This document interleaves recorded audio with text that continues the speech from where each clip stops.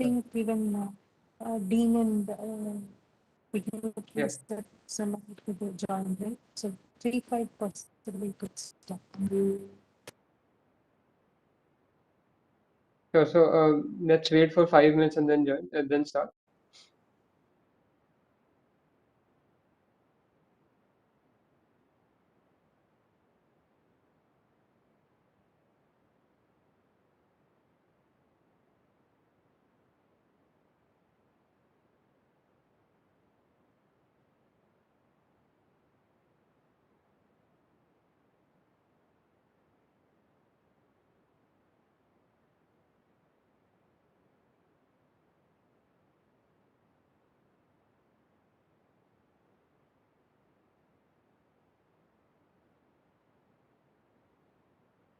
Good afternoon, sir.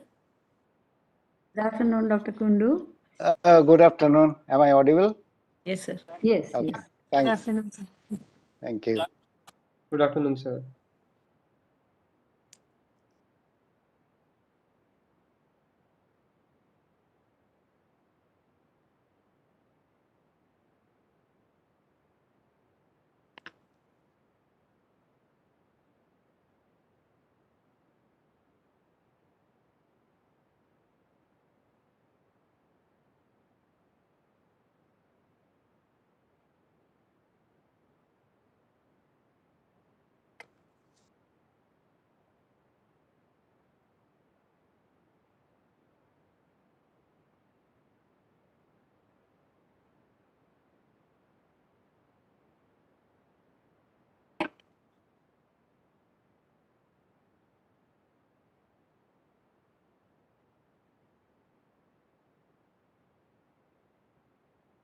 Good afternoon, Dr. Sudarshan. Good afternoon, sir. Good afternoon, sir.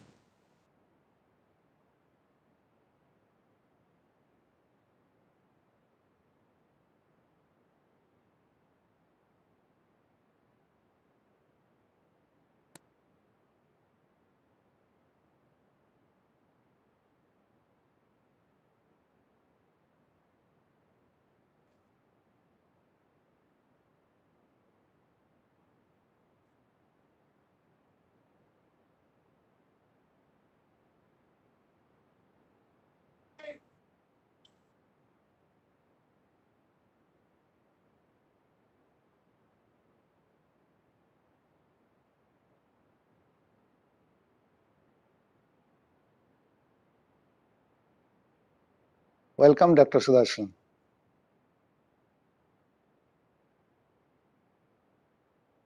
Namaskara. Good afternoon, sir. Afternoon, sir. How are you? All good. Nice to see all of you. Dr. Umesh, how are you? Yes, sir. Madam, good afternoon.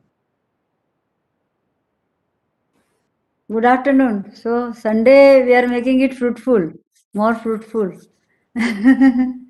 Okay.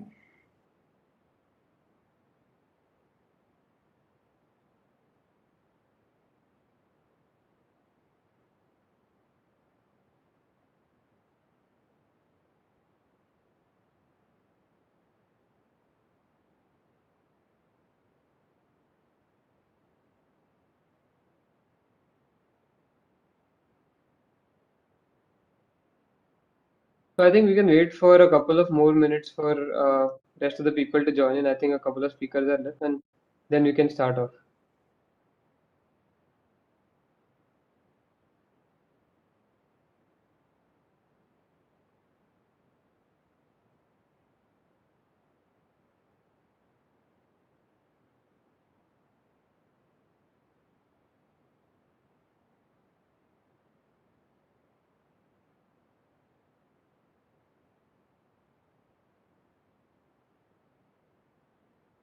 Dr. Kundu, for this kind of webinars or this kind of efforts are still going on in IIT Mumbai for their well-being or otherwise also?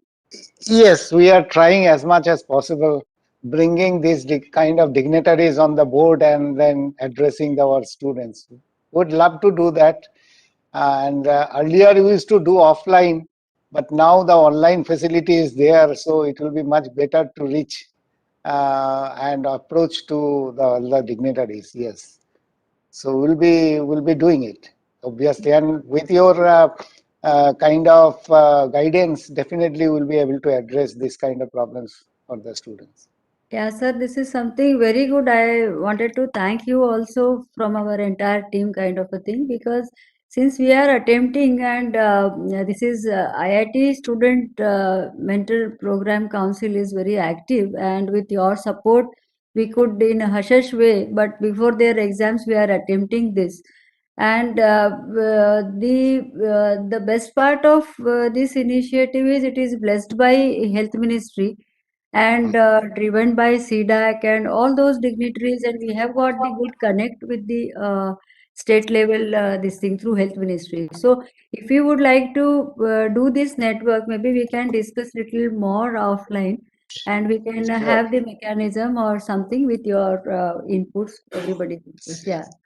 No, definitely it will be also a very good for us, because right now we are almost having 12,000 plus students, and obviously part of it will be having some kind of problems or other that we are also facing it. But if this kind of talk coming from the expertise will help the students, and also to help the students to for their benefit. Basically, there are many parts of it, and today I also thank the four speakers who will be speaking in different on different topics. Those are very important actually. Apart from academics, if they attend this kind of seminar, they can actually control by themselves. That is what is important. It's not possible to look after each and every students individually. So that's why this kind of things will be very, very useful. And I thank you actually No, for no, that. sir. Thank our team, CDAC team. They are really, Yes. and Dr. Our all expert in short notice also, they are actually agreed to Yes. part. Yes. Dr. Sagar has Yes. joined, and he has done quite a Yes. very good work. He's a very known psychiatrist. So, Yeah. I will not introduce. He will, I mean, that eventually it will happen. So, maybe it's good to have today's session. Thank you. Actually, Welcome, Dr. actually, in our in IIT also, we are trying to set up as much facility as we can for the students. So there are also online counseling and or some kind of website that is developed for them to understand the problems and other things. So it will be more like a self-help kind of thing that we are trying to, apart from the definitely reaching the students on their own. And for that, definitely this mentor program, which is basically for the first year students and also for the second year students, this kind of programs is very, very useful. Okay. So we are trying to reach the students as much as possible through different kind of things. That is, yes. Thank you.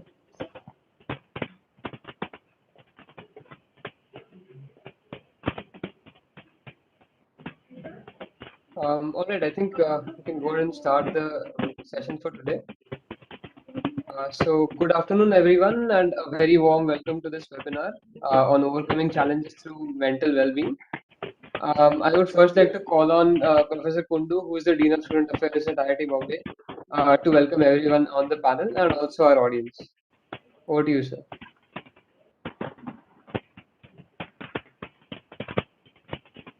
Sir, I think you're on mute. Am I audible now? Yeah. Okay. So good afternoon, everybody, and a warm welcome to all of you for this session. And first of all, I would like to thank Siddharth and Advait for organizing this particular event and reaching out to all the dignitaries over here and all speakers over here. I also, it is my actually pleasure to welcome two dignitaries over here, Dr. Ketki Bapat, and Principal Secretary and Scientific Advisor, and Dr. Sudarshan, Executive Director of CDAC. I also welcome and thank the speakers, the four speakers of this session, Professor Sagar, Professor Umesh, Dr. Preeti Singh, and Professor Hemant Bhargav. Welcome you all, and I think that it will be a very useful session for our students. I listen to them and these are from these expertise. So thank you. I don't want to waste any more time. Please hand over to you. Thank you so much, sir.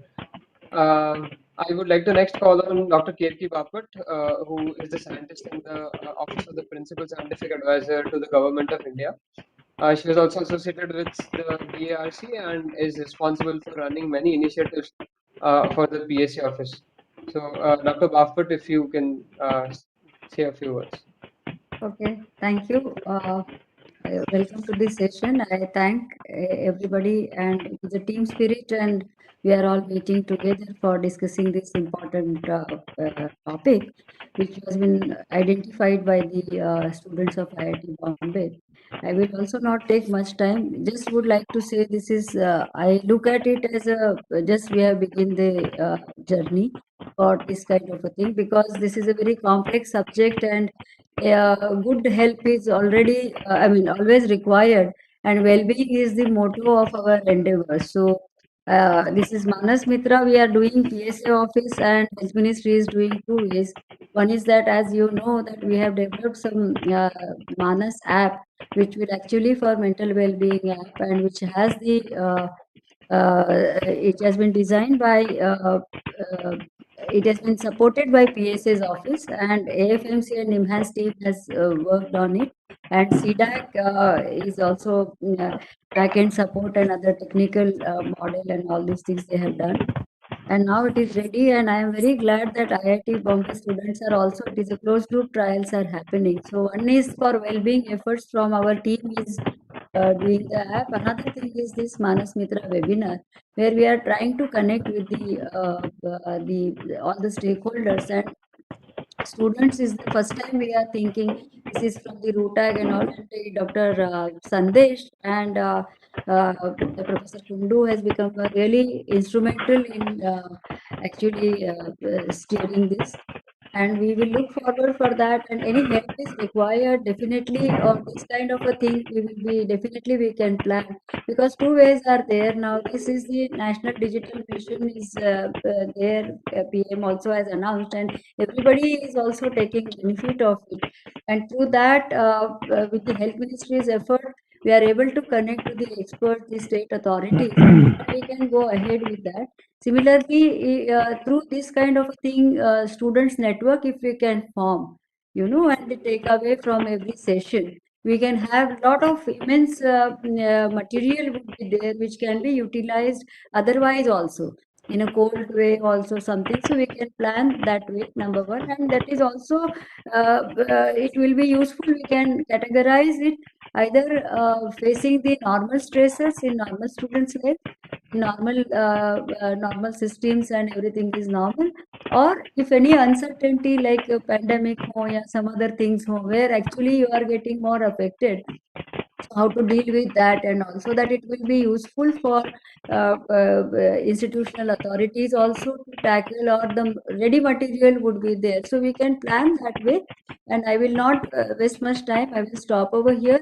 I will look forward for the very good interactive session. My request to all the student participants would be that please feel free. We have got all esteemed dignitaries here, and mostly they are also discussing it how you can cope your stress and all. Now exams and all are also on, so I will stop here, and I will wish you all the very best for your exams and other exams. Thank you. Thank you so much, Dr. Bapat. I would really like to thank her and appreciate her efforts for bringing all of us together here and bringing the Manas Mitra initiative to IIT Bombay. Along with her, it is the CDAC team who has been working tirelessly on this particular initiative. So I would also like to call on the next dignitary who is Dr. Sudarshan, who is the Executive Director at CDAC, if you would want to say a few words, Dr. Sudarshan. Good afternoon to all of you. Hope I am audible. Yes, sir. You Okay, are. thank you, Karthika, for confirming. At first, let me congratulate IIT Bombay for the great initiative. I'll explain the reason in a minute.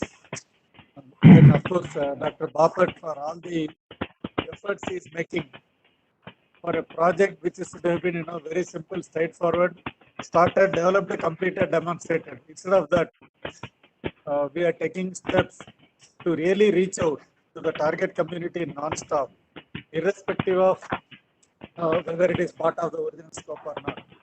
So the commitment and the sincerity shown by Dr. Bapat and the efforts he is putting beyond office time is commendable. Thank you, madam, for your unrelenting support. Thank you, Professor Kundu, for taking the lead. And any academic interaction does not go forward unless there is a professor who owns the entire initiative. So thank you, sir. And Sunday, Siddharth, all of them have worked along with the Advait students. The community is very important for us. And resource speakers today, all the four of them, they have been part of one or the other event all the time. And they also imbibe the characteristics of how to make the end user benefit in a large number. So from that perspective, again, CDAC, though we are the back end along with NIMANS and AFMC, as I said, creating a content is easy. But India, we have right now two major challenges. One is how do we scale pilots to something that can be reaching the entire mass across the country. Second one is the current COVID pandemic, which is forcing us to maintain physical distancing, but remain socially connected so that as a social animal, our psychological and mental needs are fulfilled so that we remain cheerful and continue to contribute to the, improvement and progress of the humanity. So both these aspects of scalability and maintaining a physical distancing while keeping the social closeness and the social network through psychological means, both are possible through digital platform. And fortunately, CDAC is in a position to provide that digital platform support, which all the experts like Dr. Umesh and all those people who have been contributing from NIMANS as well as AFNC, these experts have been supporting us on the psychological content part, but making it scalable and reachable while keeping the COVID appropriate behavior. I think that is where the Manas Mitra and the Manas Hub are standing out. And who can be the initial, in terms of hub and spoke model, the people to propagate, who can be better than IIT students and IIT in the forefront? Because if you say endorse any platform, the entire country will follow. Whether it is your parents, your friends, or your juniors, you are the benchmark for anything that is advancing. And whenever you go and tell, yes, here is an initiative which is good, I think it is a nice way to scale. So I must definitely thank IIT Bombay. IIT Kharagpur is already on board. We had an event a couple of days back. So as I said, CDAC, we are fortunate to be the bridge between the domain experts and the people at large, while keeping the social distancing and physical distancing aspects. And the support of not only Dr. Ketek Babat, the entire team along with her has been wonderful. And I must thank Dr. Sarita and Karthika who are on this call. Physically, you can see them also. To be spearheading and doing all the back end work. We come for 5 minutes, but they are the workhorses here. So thank you all of you. And as I said, make use of this opportunity. Please go forward and spread it. And we are looking to launch it for anybody and everybody by April, so that everyone can get benefited. And nobody should feel that I'm alone. There is no one to talk to me when I'm quarantined or when I'm not attending my physical office or school. They should feel comfortable, and the humanity and human progress should not be dented by COVID and other aspects. So with that, I'll stop here so that we can hear to the domain experts. It is always a pleasure to hear each of you, sir. So I thank you very much and wish you a good day. Namaste and Jai Hind. Thank you so much, Dr. Sudarshan, for those motivating words. and to the entire CDAC team, as you rightly mentioned, for bridging this gap between the experts and the students. So I think without further ado, we can start off with the speakers for today. So I would first like to call upon Dr. Rajesh Sagar, who is a professor of psychiatry at AIIMS in New Delhi. Dr. Sagar had the honor of being appointed as the honorary advisor for mental health to the Director General of Health Services to the Government of India in 2013. Dr. Sagar will be covering stress management and coping among students or youth in general. So over to you, Dr. Sagar. Good afternoon to everyone. I hope you can hear me. My voice is okay. Just say yes if you are able to Yes, hear. sir. Yes, sir, you are. Okay, wonderful to be here, and my thanks to Dr. Keertki Bapat, PSA, Principal Scientific Advisor Office, and wonderful work they have been doing, and being part of it, Manas Mitra, and passionately, I know Dr. Bapat is involved, and my thanks to Ministry of Health and Family Welfare and CDAC, who have in a way coordinated this program. My thanks to Dr. Kundu, Dr. Pradhan, and everyone who are associated, and IIT Bombay, Mumbai. And we understand that the participants are from IIT Mumbai. And so it's a very important area, very important discussion. And I understand today is Sunday afternoon, but I'm sure that this discussion will help many. And I have been part of such discussion, IIT, IIM, and other educational institution, and with the COVID events, a lot of these webinars have taken place online, and many organizations, educational institutions have asked for such kind of interaction so that it can help their students, their staff, their faculty, and everyone. And this is what the important aspect we have seen for last 2 years in the for the COVID. But one thing I want to tell you that mental health, mental well-being was anyway very important. And as a mental health expert psychiatrist, I can say that we should not have to have a event like COVID to know the importance of it. And it was already important, and we have written about it. But the efforts which are being there going on, we hope it continues. The momentum continues with regard to mental health aspects and the post-COVID phase also. And a lot of work in our country, Government of India, many states are involved. Now, today's topic is very specific, so I will speak, and I have, other than me, there are 3 other speakers. So I will just focus for next 15 minutes talk, so that later, we'll have a chance of having a wonderful other speaker also to speak. So can I share my slides if it is because, or you think okay, I can't.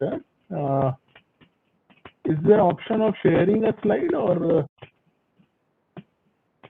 Dr. Pradhan, can you Yes, just sir, tell you me? can share the slide. You can share Okay, the okay. slide. So I should click the screen button. Share in the screen Share button. You can click on the share button and select And- entire desktop, and we'll be able to see Entire your slide. desktop. Just a minute. Okay, just a minute. Just a minute.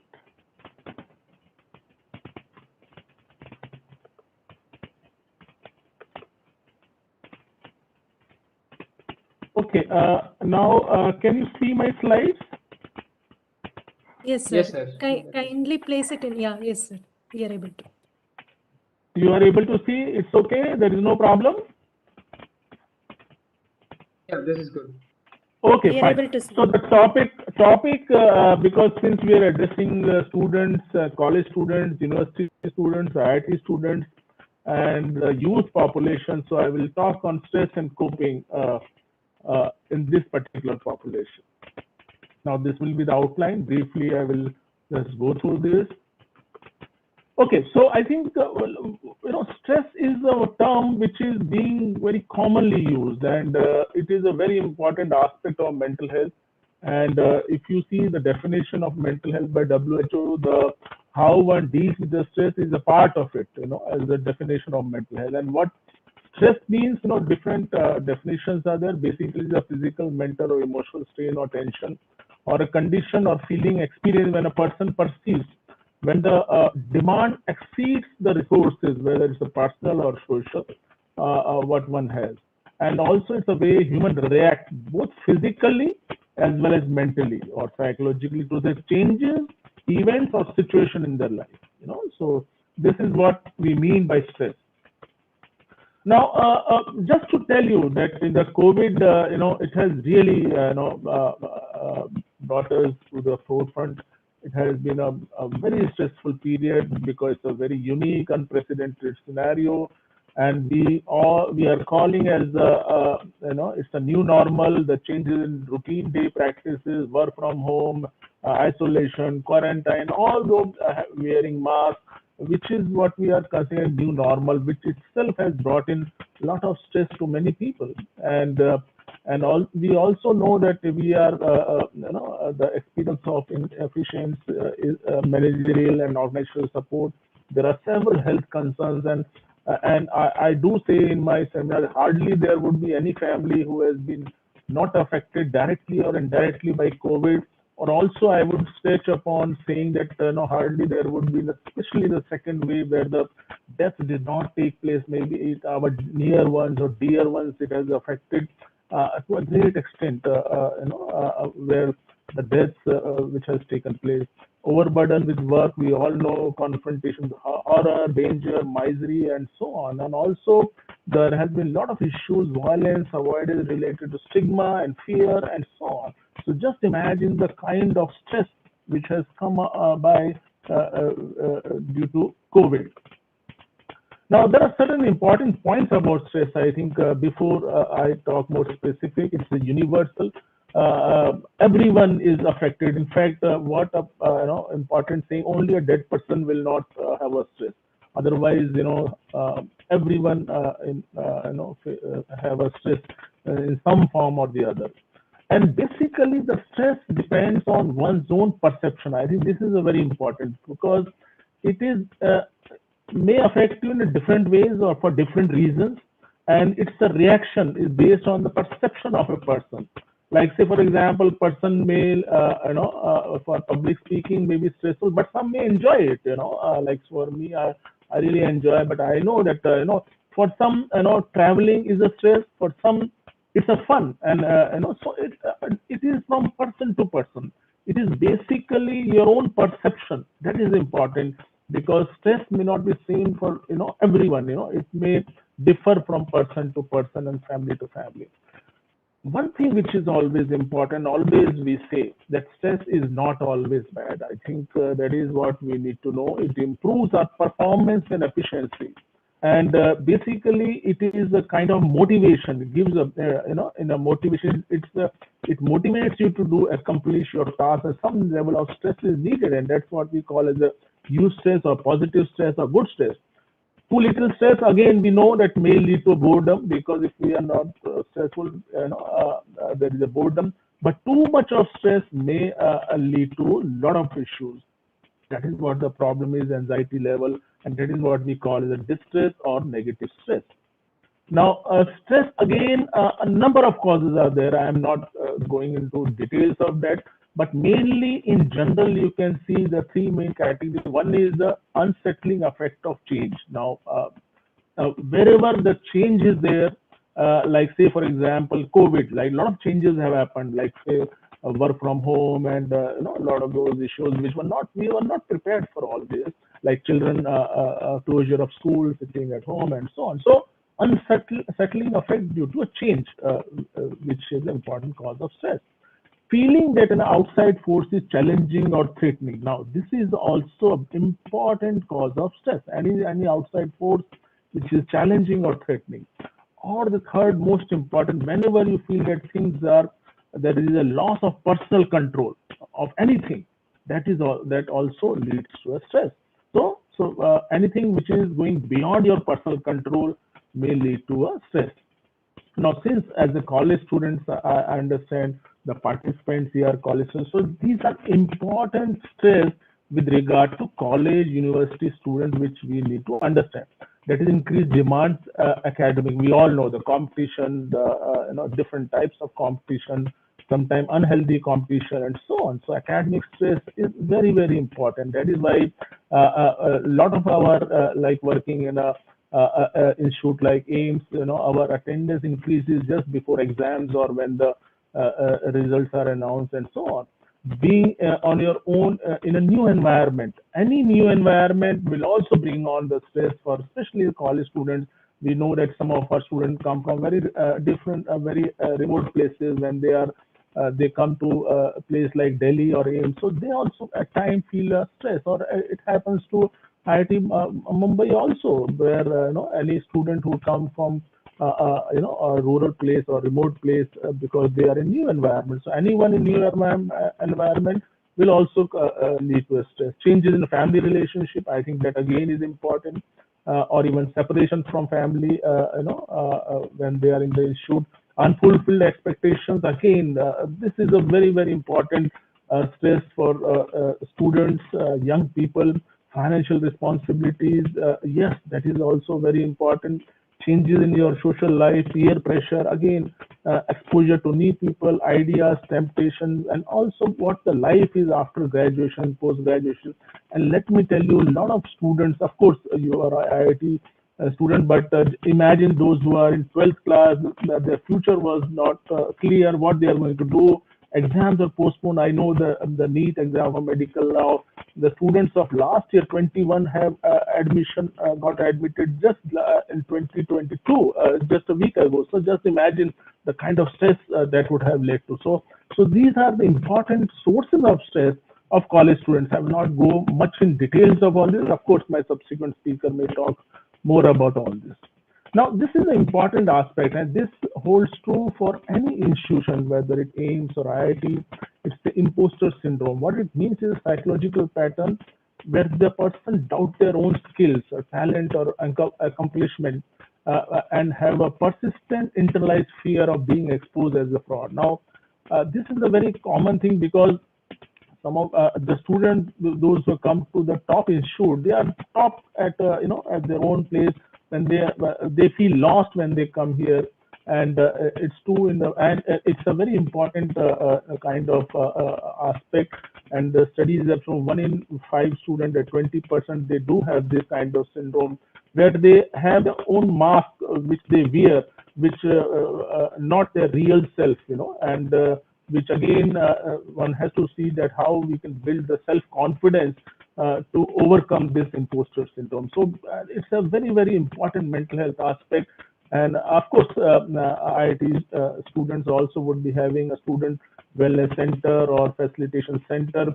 So many of students, it's not a new to any institution, because we know that international universities also have these facilitation centers. They do take care of such students because we need to understand the stress what they are going through. And it's very important that some kind of licensing, some kind of interaction with, especially with regard to mental health issue, need to be taken care of instead of just stigmatizing them and so on, because it has its own importance, and we need to know the importance of it. Now, negative effects of stress, we all know: physical number like weight gain, weight loss, unexpected hair loss, heart palpitations, again, which may be a feature of anxiety, high blood pressure. Emotional, of course, mood swings are important aspect of stress. Anxiety can also lead to depression, can also lead to unhealthy coping strategy like using alcohol and drugs. It's a very, very important aspect, especially college students, because that is a time when they are exposed to these drugs and alcohol, and sometimes it can lead to a lot of problems. Then these are other symptoms of stress, just giving you a glimpse of it, that how to identify that I am stressful.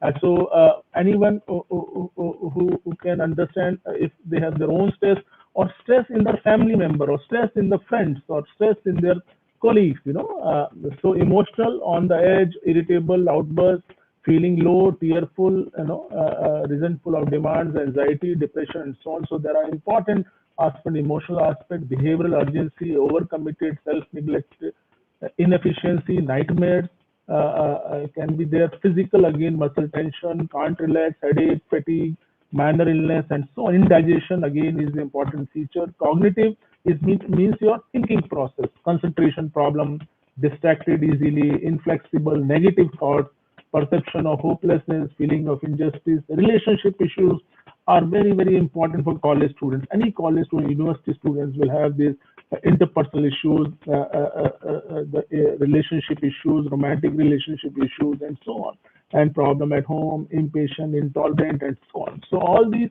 could be a symptom of stress, and we all need to be aware of. And when we talk of serious, mental health condition like anxiety and depression becomes very important. So how to just identify depression? I think just I would like to highlight here, mention here. It's very easy. Symptoms of more than 2 weeks of sadness, anxiety, or empty feeling, decreased energy, fatigue, slowdown, loss of interest, sleep disturbances, weight and appetite changes, feeling of hopelessness, guilt, worthlessness, thought of death, suicide attempt, difficulty in concentrating, making decisions, or remembering, irritability, excessive crying, even chronic aches, pains, and so on. So all these may be symptoms of depression. It does not mean that everyone need to have all these symptoms. If there are even 4 symptoms, then there are high chances that person may have a depression. But the important aspect of anxiety and depression, let me tell you, it's a treatable condition. I would say almost 100% will be treated. If they are identified early, if they are taken care, almost everyone can be fine. So I can assure you, the only problem is because of stigma, people do not come forward, people do not talk about it. So if anyone has a problem, please come forward, and these all can be easily treated by any mental health professional. Now, just talk about coping. As my topic says, what coping means is it's the ability to solve a problem or interpersonal anxiety, and basically and seeking to bear stress and conflict. Basically, how one handles the stress. That is what the coping means. How one copes with the stress means how you are going to taking care of your stress. Also sometimes known as coping strategies or coping mechanism. It could be problem focused or emotion focused, positive or versus negative coping. So problem focus, again, basically you are trying to deal with the source of stress itself. That is the problem. You're hitting the problem, the source as such, the environment, relationship, and so on. It could be planned problem solving or confrontation. So again, different types. So this is important aspects of a coping mechanism. Maybe later you can hear more with our speaker later. Emotion focus, again, there are different types of these: denial, avoidance, distraction, wishful thinking, self-control of feelings, seeking meaning, self-blame, and so on. So all these are emotional focused coping mechanisms. Now, simple coping strategies could be, physiological, cognitive, or behavioral. Physiological could be controlled breathing, relaxation, diet, exercise, sleep management, environmental change. Cognitive or emotional could be challenging your thinking. If you have any negative thought, you try to challenge them, confront them. Controlled emotions as such, positive thinking, again, which is a very important aspect, and self-awareness. Knowing about your own self, also has an important bearing. It has a therapeutic. Time management, again, is very important, especially for college students. Acting relaxed, assertiveness, how to say no, and all those things. Working with others in a team and changing behavior. So these are important coping strategies. Now, briefly about stress management, I think stress do not mean that you are weak. I think that is what the important statement I would like to make here, that anyone will have a stress does not mean that you are weak. Managing your own well-being as such, or emotional health during the time, is as important as managing your physical health. We keep on repeating these aspects. The way we take care of physical health, similarly we need to take care of our mental well-being and emotional health. I'm happy to know that PSA office are having this app, that is MANAS app. We are working on it. I think basically to look at your own emotional health and psychological well-being. Basic needs need to be taken care of, I think, as the important coping strategies. Now, I'll tell you that, a lot of people, they come to us for consultation about stress. They say that they are going through stress. What always I tell you, you know better that in your previous stress, what worked the best to you, what benefited you. So as a doctor, as a professional, we can tell you all the menu. Okay, this you can do, but you know yourself that which had worked for you in the past and try to do it. So 90% of the time it will work for you again also. I think that instead of we prescribe anything, you need to tell that what has worked to you in the past. If you're a stress person, you need not blame yourself. I think that's what the common thing what we do when we are stressful. We try to blame ourselves. Of course, there are challenges which are real or anticipated. Simple challenge. People say, no, I cannot be stressed. I can go to, place like, hill station thing will be okay. Okay, it may be better, but if there is a clinical condition, then it needs to be managed properly. It needs to be treated. So people do not accept it. People, because of resistance, people because of stigma, they do not accept that they have a problem. So there are several challenges with regard to stress. Now, just to, I think important 3 A's of managing stress are awareness. I think being aware that I am stressful is one of the important steps. We don't do that most often. So that's important. Then analyze the situation. Okay, what is this? What is causing this? How? Then apply that. So these are 3 A's of managing your own stress. Then there are again 4 A's you need to remember. That is avoid unnecessary stress. Saying no. Learn how to say no, avoid people who stress you out, take control of your environment, know that what are the hot topics, but I understand sometimes very hot discussion goes on in the WhatsApp, in the media, which upset people. So we need to know that which are the hot topics, so we need to avoid those. Lay down, cut down or to-do list, make it more real. I think that is important. So 4 is, one is the avoid unnecessary stress. Second is accept the things you can't change. I think that is very, very important. Acceptance. Don't try to control the uncontrollable. We know that there are things which can be controlled, things which cannot be controlled. So obviously we need to accept it. Look for the upside, share your own feelings, learn to forgive. Again, these are important. And so acceptance, again, is a very, very important aspect to deal with your own stress. Third is adopt a healthy lifestyle. I think that's a very important. Yoga, meditation, sports, exercise, healthy food, reducing the coffee, avoiding alcohol, cigarette, drugs, maintain a healthy sleep pattern. So these are the things to be adopted. Adapt to a stressor. Fourth is adapt. If the stressor is there, adapt it. Reframe the problem. Okay. Say for example, in the college you have not been selected in the team or anything, so see, okay, fine, maybe I will work better next time, like that. So reframe the issue, look at the bigger picture, adjust your own standard. Sometimes we set our standard very high, which again creates a problem. We need to be perfect to achieve. So we need to sometimes revisit that, maybe lower that, so that will, so we need to adapt the positive aspect. So fun and relaxation is important. We always say that relaxation time. I think that's a very key thing. I think in this COVID time, though we have mentioned there were the social distancing or physical distancing, whatever you may call, but in spite of distancing, you can be connected, and that was a key feature that how you can be connected with others. That's a very, very important aspect. Do something you enjoy every day. I think always we have, okay, you like cooking, do that. Anything which make you feel good, do that. Keep your sense of humor. So these are simple things, but very, very important for your fun and relaxation that will take away your stress.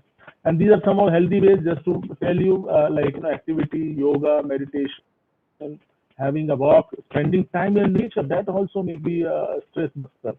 Writing in your journal. So anything, we always sometimes this is a part of my prescription. Keep a diary. Write about your thoughts. Anything which bothers you, anything which makes you feel good. So sometimes it's a good stress buster. Watching a good movie, music, book, even comic book, and so on. Spending time in your hobbies, your own interest. Many people have asked, why not you start your own hobby, work on your own hobby, your own interest, playing with the pet also, calling a good friend, relative, and so on. So all these may help you to relax or recharge yourself. Looks very simple, but they are very, very meaningful and very impactful at times to take care of your stress. Just to tell you what is a psychological first aid, because all as a student, because we feel that everything is to be done by professionals. Now, this is some concept by WHO, and we also have realized that this is basically anyone can do it. It's a human way of dealing with the problem, supportive and responsive to fellow human being. You need not be expert to provide this. And there are these 7 themes, which one can work. So anyone can help with regard to what we call as the way we have a first aid for any injury. You put a bandage and so on. So similarly, there is anyone who is in distress, you can provide a psychological first aid. Similarly, first aid can be given by anyone. You need not be a doctor. Similarly, for psychological first aid, it can be given by anyone. You need by any person in that way. So there are 3 important principles: look, listen, and live. So any person who is in distress, and again I'm repeating that anyone can do it. No one can step. That is, look at the person, check for the safety, check for people with urgent needs, check for people with serious distressing conditions. Look at the person. Just acknowledge. Then the second most important, listen to the person. Anyone who is in distress, I think what anyone can do is just listen to that person who needs a support. What are their needs, what are their concerns. Listening is a very, very important tool. And we all know whenever we are in distress, we lend sometimes to our friend, or we discuss with them. Anyone who listens properly, it gives a lot of solace. It gives a lot of relaxation. And the third is linking. Anyone who has a problem, if you may not be expert, but you can tell, okay, you go to this place, you go to this hospital, you meet this expert, you meet this person. So linking again is important. Giving the information, coping with the problem, and so on. So look, listen, and link. 3 L's. Just do, and which again can be done by anyone. And you can really help a person. You can really avert a serious, problem in a person by doing all these 3 aspects. So I thought that I will just mention this to you so that anyone can help in the situation of distress. Take home stress. Different people react differently. Chronic, untreated, or severe acute stress can produce physical and psychological harm, poor academic performance. We should watch out, self-aware about symptoms of distress. Stress is about perception, as we said, your own person. One can learn healthy ways of coping. If feeling overwhelmed, remember stress, anxiety, depression are treatable. Again, I'm repeating, treatable. Seek professional help. A counselor, psychologist, psychiatrist, and so on. With this, I will end here. Thank you very much, and hope the message clearly. Thank you very much. Thank you. Thank you so much, Dr. Sagar, for a wonderful presentation. The different sources and symptoms. The different sources and symptoms of stress that you mentioned were, I thought, very well articulated. And I myself, as a student, could relate with most of those. And I think the rest of the people present here also must be able to relate. So I hope all of us here have learned a thing or two from the different ways of coping that you also mentioned. So thank you so much for that. Moving on, we have Dr. Umesh. Thank you. Who's an associate professor of psychiatry at the Central Institute of Psychiatry in Ranchi. He is the recipient of Pune Psychiatric Association Award at the Annual National Conference of Indian Psychiatric Society in 2017. So Dr. Umesh will be talking about rediscovering oneself and overcoming challenges. So over to you, Dr. Umesh. Thank you very much. Hope my screen is visible. Yeah, it is. Okay. Yeah, I hope it's full screen now. Yeah. Yes. So at the outset, my sincere thanks to the Office of Principal Scientific Advisor, Ministry of Health and Family Welfare, SDAC, and IIT Bombay for giving me this opportunity to speak in front of the honored scholars of IIT Bombay and all those who have connected to us. So my topic would be discovering self and overcoming challenges. So this is one of the more philosophical topic which I will be discussing today. I'll try to make it more pragmatic in order to help people understand as to how to identify or rediscover ourselves and the challenges, whatever we find in our day-to-day, how do we manage those things. So allow me to share a small story from a movie, Jerry Maguire, where the protagonist, Tom Cruise, a self-centered sports agent with the biggest clients in his hand, beautiful fiance, and all the fame that he had received, until a day he suddenly started questioning the purpose in life. He notes in the quest of big dollars, he somehow started realizing that lots of small things or little things were actually going wrong or missed. He also started running behind a lot of unrealistic expectation from the self, ignoring the smaller and the beautiful aspects of life. So the question arises, how to discover self and create the meaningful life? In fact, it becomes a very difficult question for all of us, but this movie will give us a small example as to what are the pursuits of an ideal self and the dread and what is the conflict that these two, and ultimately how it generates some sort of self-doubt, and ultimately try to blame ourselves, as well as we try to focus that okay, nothing is going right for us. So moving further, this is basically the creative arc of art of Michelangelo. So creating a meaningful life is not a rocket science, because you can see that whatever is there, it is just in our experiences and it is just hidden. You can see the two life-filled quotes of Michelangelo, where it says that every block of stone has a statue inside it, and it is a a sculptor's task to discover it. And I saw the angel in the marble and carved until I set him free. So it is important to explore ourselves, and in order to explore ourselves, we have to carve ourselves to see what is there within. Ultimately, this helps in ourselves. So we should know that the self is malleable to change, and it is based on our human dispositions, the values, the behavioral tendencies, whatever it is, and it keeps on modifying based on our interpersonal experiences. So this is a very important thing, because to identify self, to get connected to a lot of interpersonal experience that we on day to day. So discovering inner self, in fact, it is not a difficult task, but at times we tend to miss out. So we fail to discover ourselves, and it's about the setting goals. We have a lot of goals, we have lots of aspirations, and we start taking actions. There is a purpose or meaning in our life. There are set values, there are set beliefs, as well as one more important thing is the motivation to change. So if there is no motivation to change, maybe perhaps we will not be in a position to identify ourselves in a more holistic fashion. So let us discuss more on self. Like as a mere word, self is simply the expression of every man's existence. It's like I, me, myself. Like, is it all? So throughout the process of development, we possess a notion, a concept of ideal self, which is like I wish to aspire, or I wish to acquire.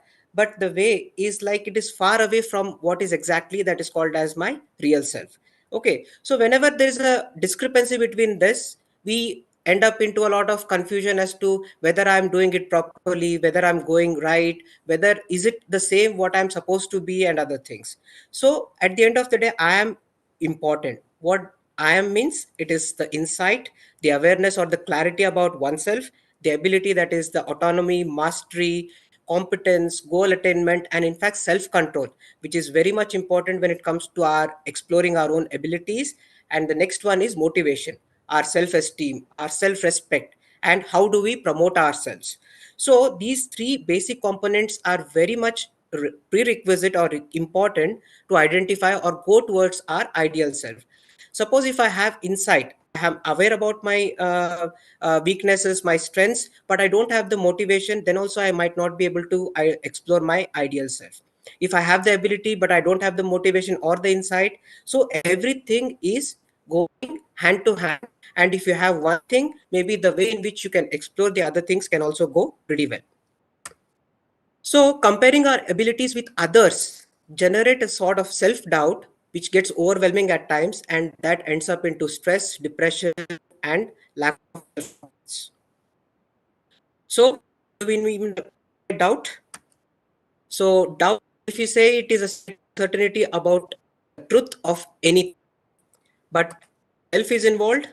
It's the uncertainty, the truths of our own thoughts, the notions, beliefs, emotions, opinions, decisions, self-view, and it is the instability of the entire self-view. So, questioning our self-confidence or the self-competence will land up into the self-doubt. So as sir rightly mentioned about the imposter syndrome, I'm not going into the details of that. So whenever we have that self-doubt, individuals who experience chronic self-doubts are faced with a lot of unsettling experiences of uncertainty about the capacity to cause the desired outcome. So they fail to get the desired outcome because of the self-doubt, and because of the lack of motivation, they don't pursue it. And self-doubt occurs when we are fearful about being judged, fearful to initiate something, or fear of losing control. Sometimes I can start working with a project, I can start working with something that I'm very much interested, but I think, okay, if I don't do this, probably if I don't get enough control onto it, so because of this self-doubt, I'm not able to explore myself to the fullest. So, but in reality, what I know and what others know is perhaps is very equal. But in fact, when it comes to imposter syndrome, I think that what I know is pretty small and what I think others know is pretty high. So if this comes into my mind, then maybe I can think that I am going towards self-doubt. So one more important thing is, if you doubt your abilities, so will others. So you can't afford to self-doubt, because even others will start doubting on you. And this affects our self-competence as well as the self-liking. And when we start developing self-doubt, so ultimately it hampers or involves our self-esteem, and thereby we might end up into syndromal depression as well. So overcoming challenges, definitely it is one of the important aspects where we'll be going through each and everything. So first important thing is have a proper goal setting. Okay, because we tend to know that these are a particular goals, but sometimes if you are working with one particular goal, maybe we are able to achieve it. Okay, if we are having right direction. Suppose if you are giving too many goals at one point of time, maybe at the end of the day, we are not able to achieve anything. Okay, so goal setting is probably the very important or the healthy way or a helpful way in building anything that you wish. The second one is setting objectives and creating a clear roadmap. Okay, this is what I'm supposed to be achieving after a point of time, utilizing the time in a proper way, because everyone, even in IIT also, everyone is like exceptionally brilliant. But when it comes to the outcome, maybe someone might have used time in a more right fashion, and someone might have wasted some amount of time, which may have impacted on his progress. Apply your time and resources to make a positive progress, and for this you need to become smart. I'm already smart, but still smart is specific, and it has to be measurable, it has to be attainable goals, it has to be relevant, as well as it has to be time based. So these are the important things which one can think of while having some wish in the mind, as well as to try setting up few goals. It has to be smartly organized. Next, moving on to the motivation. Motivation is something that is driven by certain important factors, or it is fueled by basically the rewards or the incentives. It could be the internal rewards, or it could be the external rewards or the incentives. So whenever we talk about the motivation, it tends to fluctuate at times. Sometimes because we are exuberantly motivated, and sometimes we lack motivation.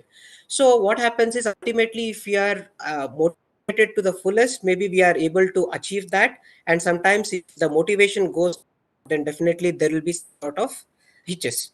So the intensity of which we are committed to a particular act is very much important, as well as the persistence, because often we think that we do a lot of things and we plan a lot of things ahead, but because of our procrastination, we tend to have a lot of setbacks, as well as we are unable to do it as per the time. So the persistence or hard work is rather very much important. And suppose when you're not able to do, try to introspect to yourself as to what exactly is reducing the motivation inside me. So this introspection is rather very important factor in order to reshape your motivations. Next one is the authenticity. The genuineness of yourself is quite important. The extent to which one's thoughts, feelings, and behavior reflects one's true or the core self. It primarily depends upon the self-awareness about I'm aware about myself and I'm genuine to myself, as well as I know about my likes, my dislikes, my strengths, my weaknesses, goals and aspirations, as well as I'm having a solid control on my emotions. Why is it happening? Because emotions always tend to have influence by various extraneous or the external factors. So if you have a good control over our emotions, then it will be more easy for us in order to identify our strength, weaknesses, the goals, aspirations, and in this way this will help us identifying our true selves in a more integrated fashion.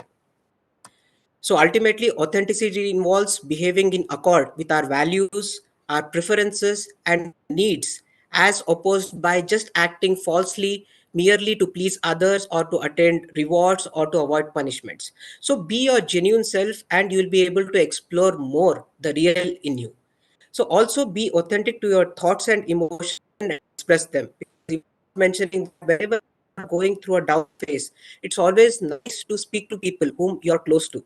So if you are not genuinely expressing your problems, or if you are not genuinely expressing your thoughts and emotions, maybe it is hidden within you, and ultimately that will hamper your ability, that will hamper your insight into the self-awareness goes down, and ultimately your motivation level comes down, and you might land up into self-doubt again and again.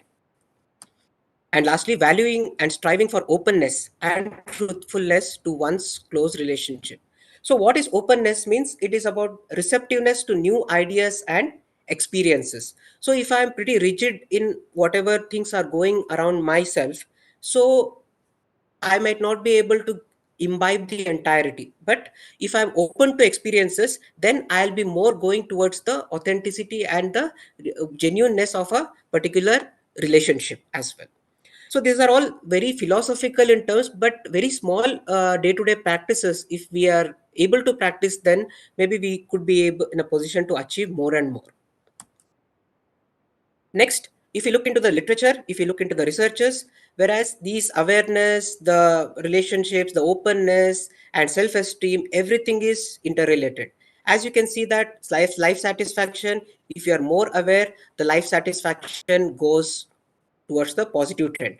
Also, if the self-esteem, maybe if you are more aware, if you are having the ability to do, as well as if when you think about the if the motivation levels and all are judged, then your self-esteem might also go in a more positive fashion. So in that way, the genuineness, the authenticity, the self-esteem, everything is interrelated and they're well connected. So moving on to self-esteem, what do we mean by self-esteem? It is feeling worthwhile and valuable, liking or being satisfied with oneself, accepting our weakness. So the human has a tendency that they don't accept their weakness, but accepting and overcoming that, that is a very important thing, and one should have that acceptance. So being built into a solid foundation, if you have a very good solid foundation, then definitely our self-esteem would definitely boost. And not requiring continual validation. We often try to seek validation from our seniors, from our near and dear ones, whether I'm doing it rightly or not.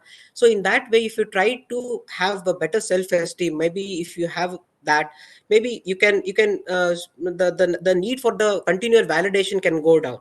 So if you look into the opposite fashion, so if we talk about the low self-esteem, it is like feeling worthless. It is feeling of being dissatisfied. It is not accepting the weakness and requiring continuous validation to each and everything. So self-esteem and low self-esteem, we have already understood, but there is also one more important thing, that is the fragile self-esteem, which we call it as a self-love, excessive self-love, or it is called as a narcissistic tendency or narcissism.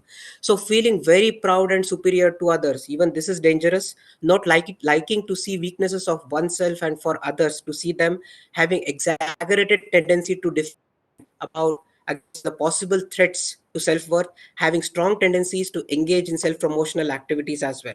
So this ultimately ends up into a fragile self-esteem, and even a small setbacks or rebuffs, maybe a person can get shattered and might end up into a crisis situation.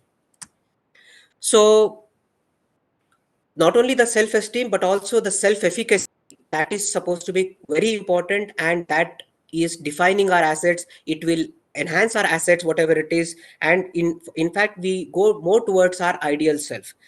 The belief, it is what do we know by self-efficacy is the belief of an individual's ability to succeed in a specific situation. So I'd like to give you an example of this. Dan cat.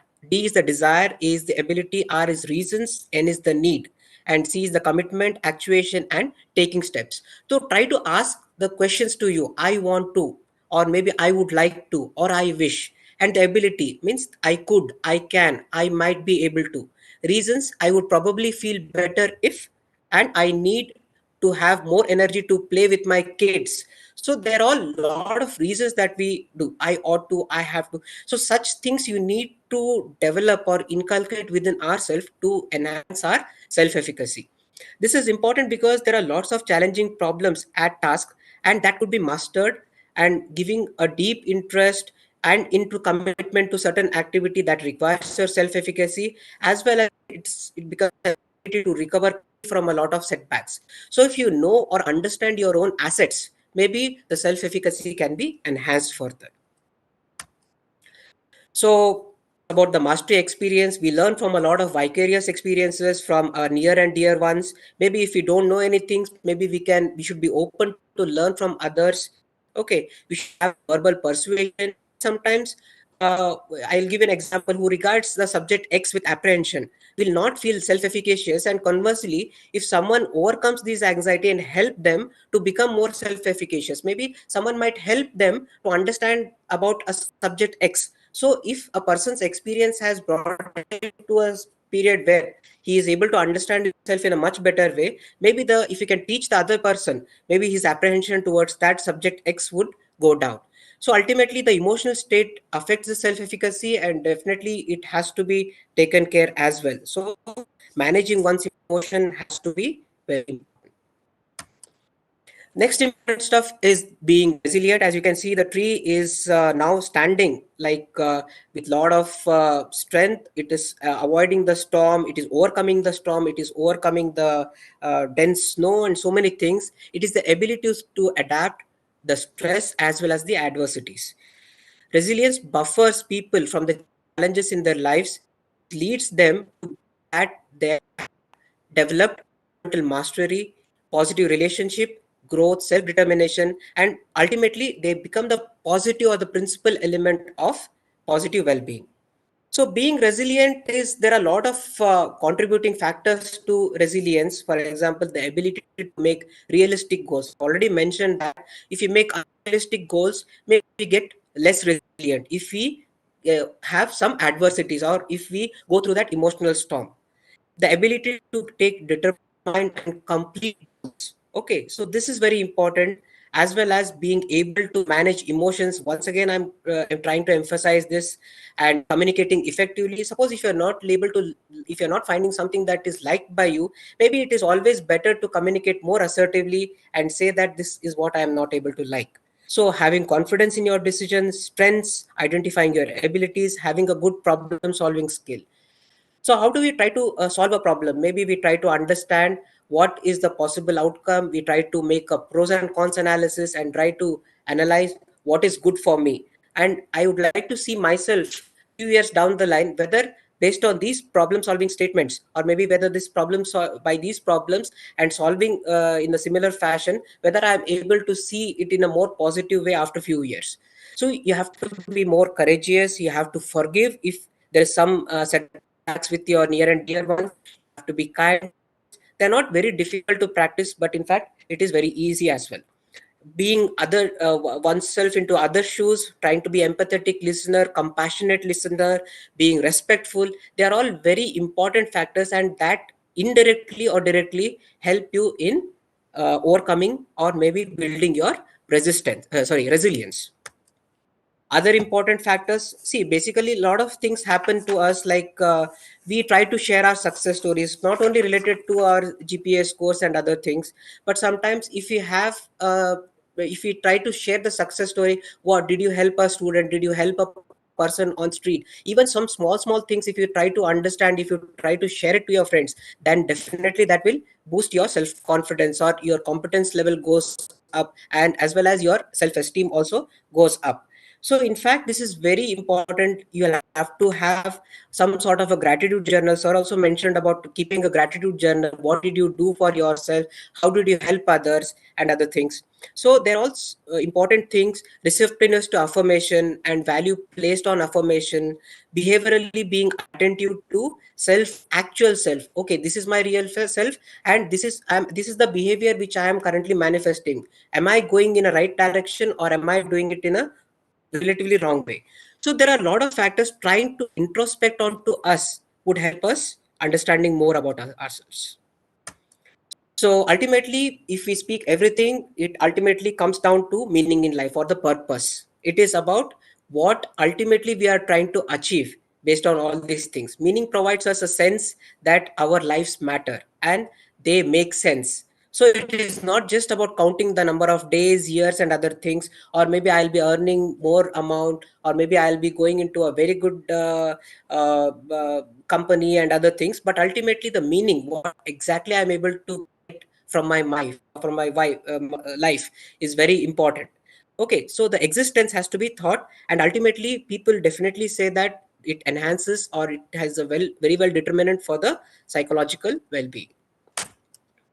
So once again, like, life just with goals may be sometimes meaningless if I'm very much driven by just the materialistic aspects, the forgetting the normal small things in our life. Maybe the meaning might be lost. So it is not only about the goals, the things which I'm going to do it, or maybe the scores which I'm going to do, the company which I'm going to work, the work pattern which I'm going to follow, how much I'm going to achieve. They are not only the important things, but even the smaller aspects of life has to be very important. And one has to remember that compared to a happy life, meaningful life has been portrayed to have somehow better, and it is morally upstanding. Example I'd like to give is, many of you might have read about this, Viktor Frankl's Man's Search for Meaning.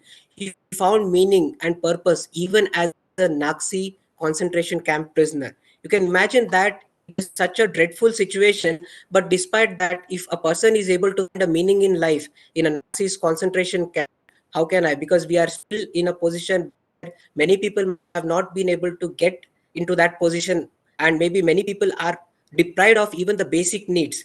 But despite the fact, we are in fact in a much better position than others. So in fact, we should always introspect ourselves to see how depth we can find ourselves in finding our own meaning and purpose in life. So to end with this, so we'll have to say that remember our past achievements, stop comparing yourself, be compassionate, validate yourself, be mindful. And Swami Vivekananda has rightly mentioned, take risk in your life. If you win, you can lead. If you lose, you can guide. So find a success mantra for yourself, change yourself, challenge your self-doubt, and always learn to accept your fears and move. Thank you.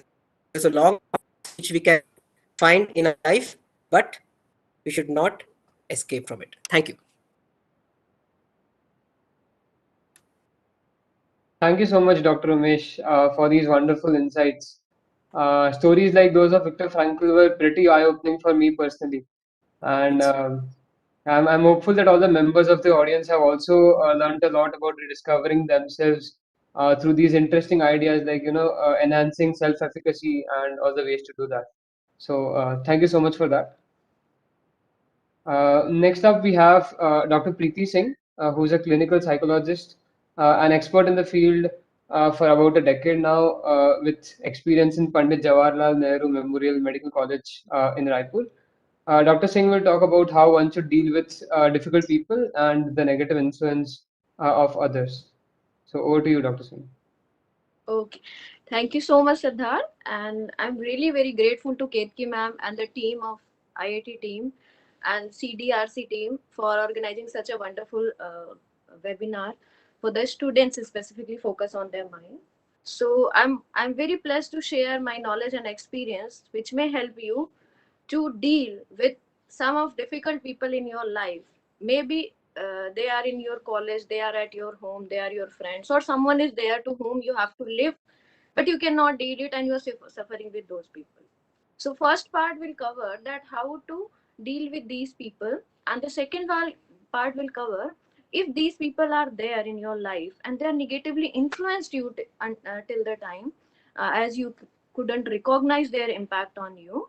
So how deal that influence, and if you need to convince them for certain things because they are significant part of your life, and if you want to move on from something, so you need some consent from them, so how to convince them. So this session will whatever I'm going to discuss, the fourth part is there. The first is identify and deal the difficult people in your life.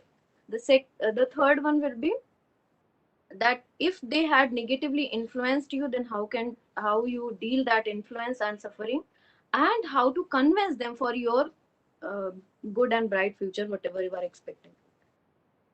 So for that, if we'll go and identify the difficult people, so I categorize them in two dimensions. There are multiple type we can go with that, but whatever learning I had get from different patients, I categorize in two dimensions. The first is dominance. Who's trying to dominate us, they are very difficult for us to deal, to how to handle them, how to tackle them. And the second people in our life is they who continuously who are criticizing. Self-doubt, the self-doubt is specifically created by these people who are continuously criticizing and created set in our mind that you have this limitation, you have these weaknesses, and if something is coming repeatedly, then we used to set that thing in our mind. So when the set is there, then we are in a doubt.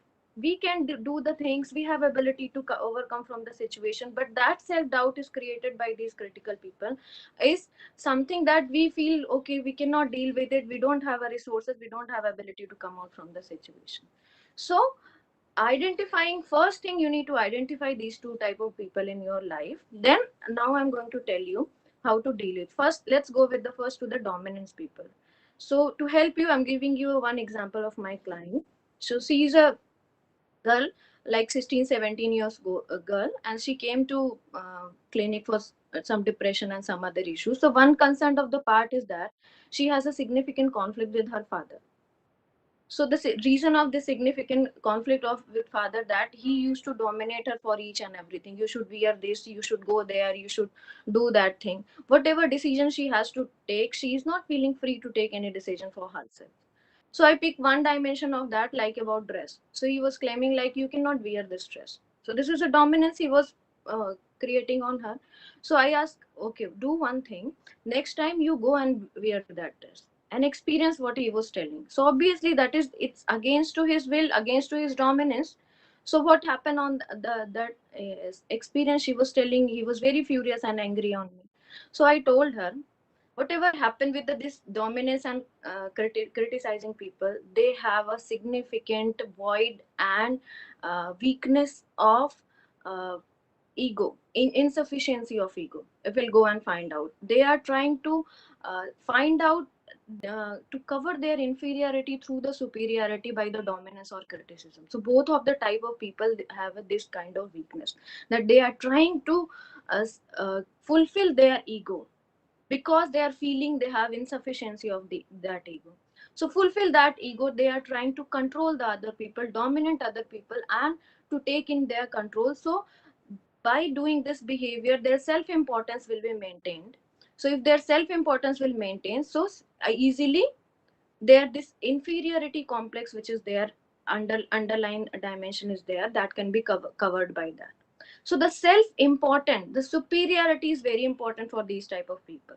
So what I told to this client, okay, go next time wear the same dress, and when your father inquire about it, try to avoid initial stages, but if you'll find out that you have encounter with him, so what you need to do it to fulfill his ego, because something is lacking and he was trying to fulfill it by controlling to the other people. So if you will not behave accordingly, you are not going to fulfill that ego, then you will suffer and you will have a conflict and discussion and negative argument.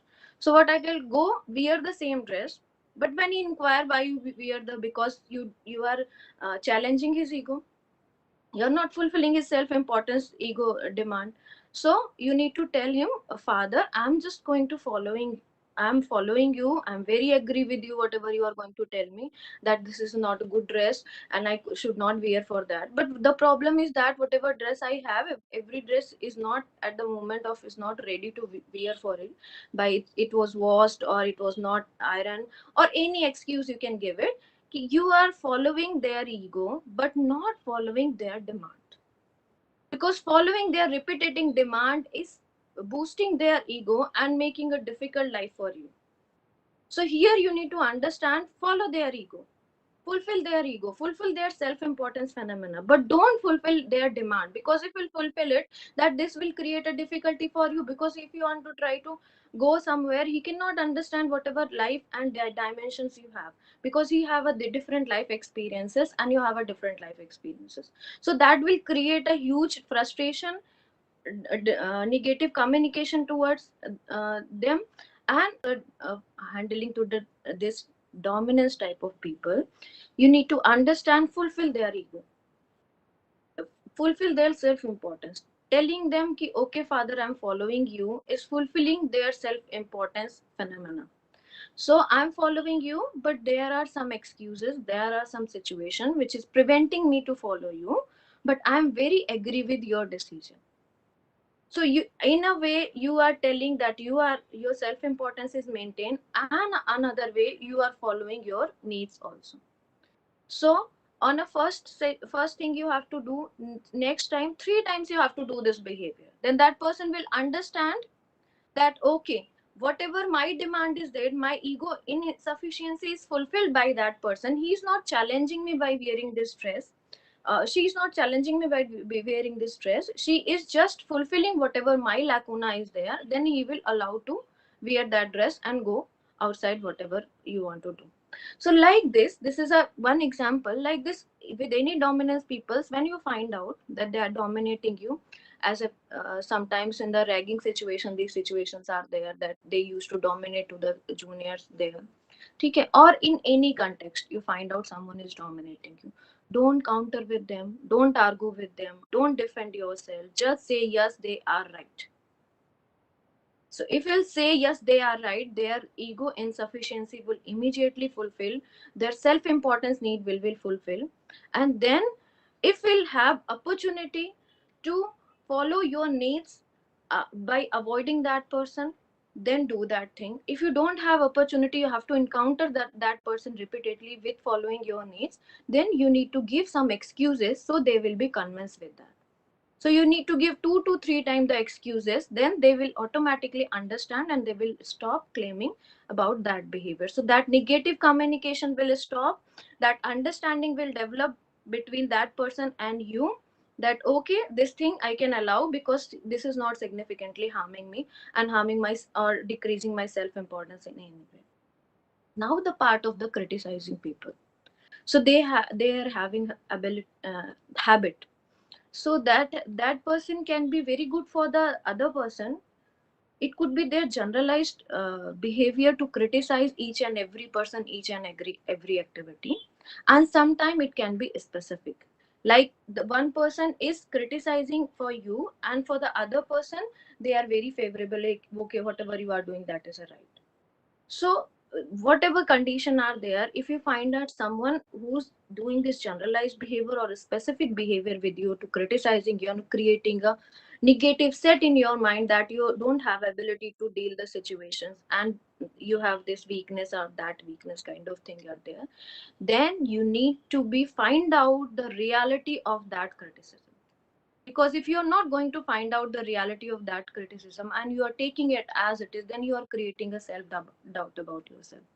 So for that, what you need to do to find out the reality, there are two things the people can criticize about you.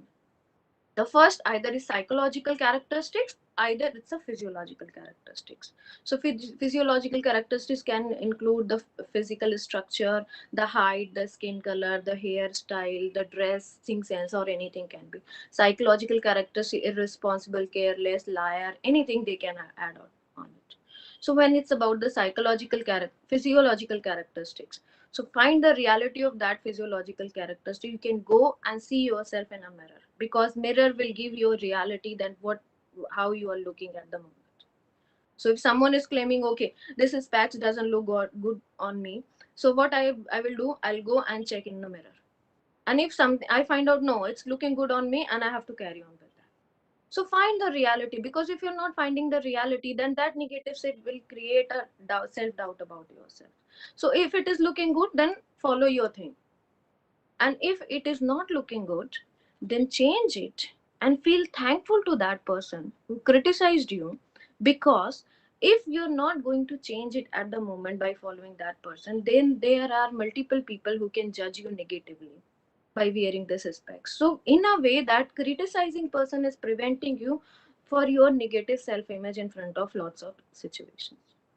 So whenever someone is criticizing you, either it's a specific or generalized behavior, you need to identify the reality of that. Now, the second part is about the psychological characteristics. If it is a psychological characteristics, then sir already told, Sagar sir told, that is a very good thing I pick up from him, that the menu, we used to show the menu, but you know what you are. So even if someone is claiming that you don't have a self-confidence, that is a claim has been made for you. So just ask yourself a simple question. Really, I am not a self-confident person? Where I'm showing my this loose confidence behavior? So try to collect the memories. If you didn't find any memories, then that shows that you don't have self-confidence problem. That is the claim of this person who's bound to their habit to criticize each and every behavior. So either you are careless. So ask yourself, am I careless? Try to find out the previous experiences, explore your previous experiences, and where I did the careless behavior, why I did it. If you didn't find, then you don't have this problem. But if you find out that the memories are came to your mind, okay, there I did the careless behavior, then immediately you need to sit down and identify the techniques and ways and methods to come out from your problem, from your weakness. Because if you're not doing this, then again you are with your careless behavior, again you are doing your lots of losses in your future. So when the claim of that criticism person is right, either it's physical or psychological, then be thankful and correct it as soon as possible. And if it is not right, then leave it as it is, because that doesn't belongs to you. If someone is telling you, okay, this is whatever I'm wearing, this is a red color shirt is there, and genuinely it's not a red color, it's a white color. If someone is claiming it's red color, then that doesn't become either one time someone is telling, either 100 times someone is telling. It's not going to a red, it will always be a white. So you know better than anybody that what you are. So for that, you need to sit and ask yourself, because if you're not asking, then you're following impulsive thought, and most of the time they are not giving you a right reality about yourself. So don't follow anybody as it is, and don't follow your impulsive thought also. So for that, one example I can add on for my client that will also helpful for you. So this is a lady divorced recently, and for some depression and conflict situation she came for the sessions. So she was telling one of her relative is that they are very much like whenever she used to meet with him, he used to criticize about the divorce, like everything is what why divorces happen because of this girl, that this girl couldn't handle their family. And it's I think 1.5 years marriage is there. So I asked her why you divorce, the basic reason of that divorce. So she was telling that the other person is cheated on her, and that was clearly identified by everybody. That's why this situation is appear. Okay, so I asked her, if someone is not able to identify the weakness of other and trying to search weakness on you, like you are not responsible for the divorce, the other person is responsible for the divorce, and someone in your life could not able to identify that phenomena, and someone is having this weakness to claiming unnecessarily criticizing other person, then why you are upset about someone other's weakness? It's his weakness that he could not able to find out the reality, and he could not give a right claim about the situation. So that is his weakness. Why you are worried about his weakness? Like if someone is claiming this red set, so it's maybe the problem of their eyes, or there is some eye defect is there. So why I should be worried about their eye defect? I know this is a white, and I don't need to clarify with each and everybody. So when someone is criticizing, go and check the reality of whatever psychological and physiological claims has been claimed by that person. And if that is a true, then be thankful, because if you are not going to identify your weakness and you're going with that, that could lead a negative consequences. And if it is not there, then okay, it's his problem or her problem. Why I should be worried about their problem? Okay, I should find out if it is there. Okay, fine. No, then let's move. Now about the influence of the people and convince to the people. So before going to the influence, let's go to the convince, because that is a more constructive dimensions. So after following this, you'll be able to understand that is also. So for this, I just want to add my some personal experiences. So like when I was 5 years, my mother told, okay child, you are big enough to do the study, now you go for the study. Okay, fine mama. Then when I was in 10 years, then my grandmother came and she was telling, now you have to learn the household chores, because you have to become a woman and you have to handle the house there. Okay, so okay grandmother, I followed her. Then when I become the 15 years old, my grandfather told, and you don't need to wear the jeans and pants because that is very exposing kind of thing, and you have to wear the skirts and other dresses are there. Okay grandfather. When I become the 20 years old, my father came and say, now you are intellectually and physically mature and to handle the family. So let's make arrangement to get you married. So I thought, wait a minute. Now I am 20 years old. I am intellectually and physically mature. So intellectually mature, that means I can take decisions about myself. So if I can take decision about myself, then I need to identify what I like to do with my life. So that time I realized that, okay, I don't want to get married right now.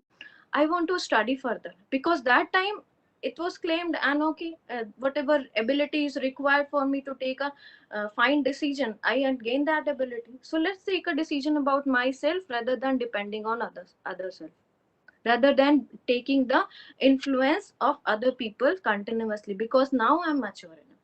So I decided, no, I don't want to marry right now. I want to study further. So now the part is there, the father is ready to get me married and I am not agree with that, and I need to convince my father for the study. So I need to convince my father. So what I did, that will help you to convince anybody in your life. So if you want to convince anybody, then you need to find out that the other person must listen. Because if the other person is not going to listen and analyze your things, then whatever you are talking, that is a useless, and you could not able to convince the other person.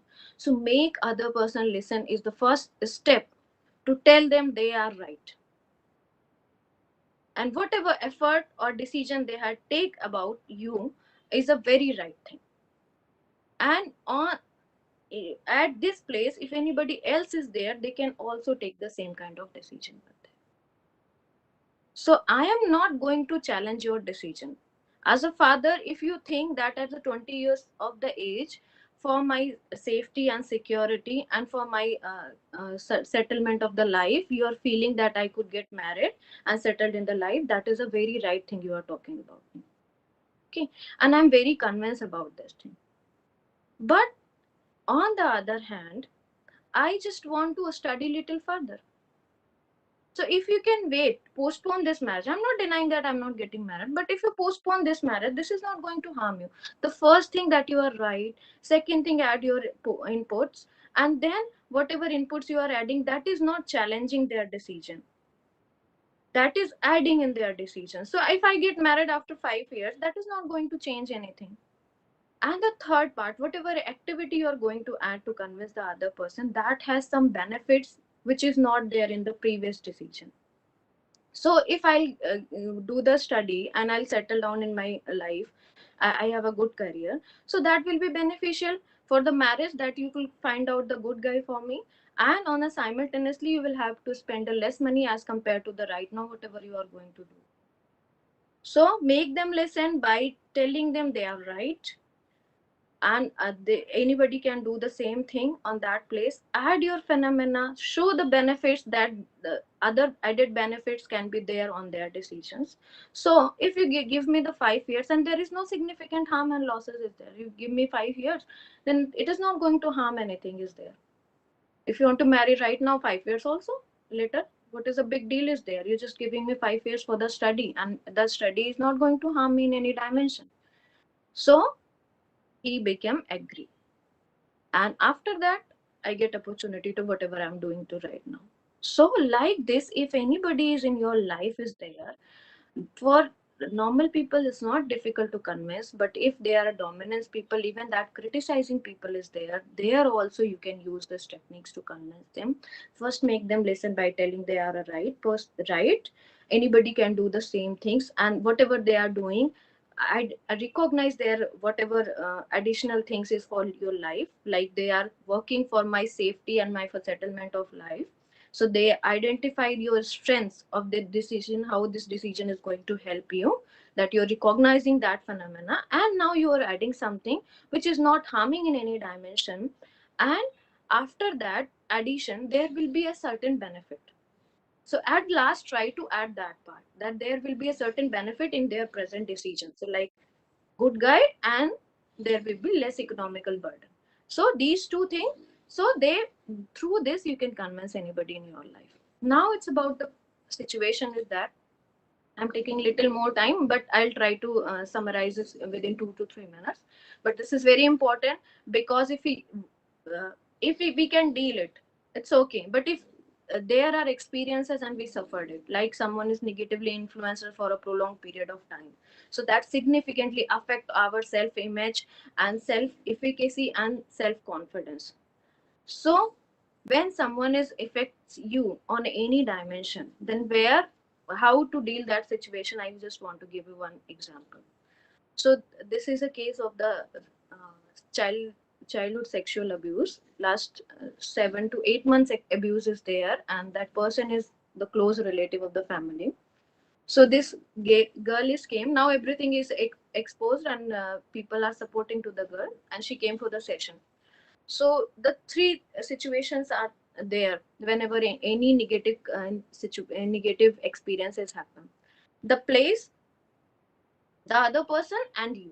The place or time or environment, we can say, the other person and you. The three things involved for us any experiences whatever you are going to have. So in this context, whatever situation is happening with this girl, so the most of the time what we used to do, we used to think that why the other person is like that, why the situations happen like that, and I suffered because of that. So the problem with this, we can find out, like she's having question about why I was at that place that the person is taking benefit of me. And that's other dimension, why I have such relatives who's taking benefit of me. So see, she is a two significant questions about yourself. I help a little bit more to explore about the situation. Then she told her herself, why am I the person? That is a significant in why am I the person to suffer by this situation with any abuse it is, or any negative influence out there. So now I find out, okay, this is the right place that we can work on. Why you are the person. So why you are the person? What are the reasons that give the other person to take benefit of you? What is your weaknesses? What is your mistakes that give other person opportunity to take benefit of you? Then when I explored, then it was find out that she trusted on him. She is a follower kind of person. जब भी कोई कुछ बोलता था, तो she used to follow that. And the third big mistake, she give him opportunity to be in a lonely place for a certain time of period, so he can take benefit of her. So these are the three situations which we need to identify and correct it. So we cannot correct the environment, we cannot correct the other people, but we can correct ourselves, through which the other person taken the benefit of us. So next time such experiences will not happen, and we can help others also to not do such kind of behavior. So for these two things is came out, like I trusted to that person, I followed everything, and the third is important is that I was there in a lonely place. So what she need to do on this at the time she cannot go to the past and undo the experience, whatever negative experiences happen. But this learning is giving her a new skill to deal such kind of situations in future, so she can prevent herself or anybody else she can find out in her environment. So we cannot correct our mistakes in past, but if we can identify our self mistakes and correct in the present, so we'll have a less opportunity of such kind of negative influences and outcomes in our life. So for that, in a future, I asked what you will do if you find out that you have to live in a lone place with someone new or known or with the opposite gender person. So I will bring someone, or I'll avoid that place, and I will not stay for a more than 5 minutes or 10 minutes. So like these things are there, so you need to follow it when the such situations may appear in the next time. Trusting issue, don't follow other than your mother and father, all other relatives and anybody is related to the other gender of people. Now the third is about ki I used to follow everything. No, you have to decide it, like influence thing. You need to decide ki what is right for you, what is wrong for you, and which path you need to follow it, and which path you have to stop. Ki no, I don't need to follow this path and these instructions. So you have to decide for you. So because you are the best person for yourself rather than anybody. You are the best master of yourself rather than anybody else. You are the best judging person of about yourself rather than anybody else. So जितना आपको आपके बारे में पता है किसी को नहीं पता है, तो किसी और से पूछने की बजाय आप पहले अपने आप से पूछो, अगर आप किसी नेगेटिव एक्सपीरियंसेस में फंस रहे हो या नेगेटिव इन्फ्लुएंसेस में, and you will get a right answer from yourself. So identify the difficult people, dominating and criticizing people. Dominating people are there, then uh, fulfill their ego demands but not their ego sufficiency fulfilled but not their demands. And the second phenomena is there, if the critical person find out the reality by checking in the mirror or asking yourself, and if it is right then correct it, if it is a wrong then leave it, because that is the problem of other person. If you are going to you need to convince someone else, then make them listen by telling they are right, taking the right decision for you, understand their mechanism, that how that is beneficial for you. And on the last step, you need to add that whatever I'm going to add in this decision that is not harming anybody, then why not follow this decision. And the last one, if you had any negative influence in the past by any manner, this is the severe I talk to you, but there may be other experiences also. So on that part you cannot go in the past and undo that part, but you need to sit alone and find out what is your vulnerabilities, what is your weaknesses, what is your mistakes that make other person to take advantage of yourself, and correct it immediately, so in a future you cannot be a targeted and you cannot be a victim. So thank you so much for this wonderful opportunity, and I think that I add something in the knowledge. Definitely. Thank you so much, Dr. Preeti, for the very insightful talk.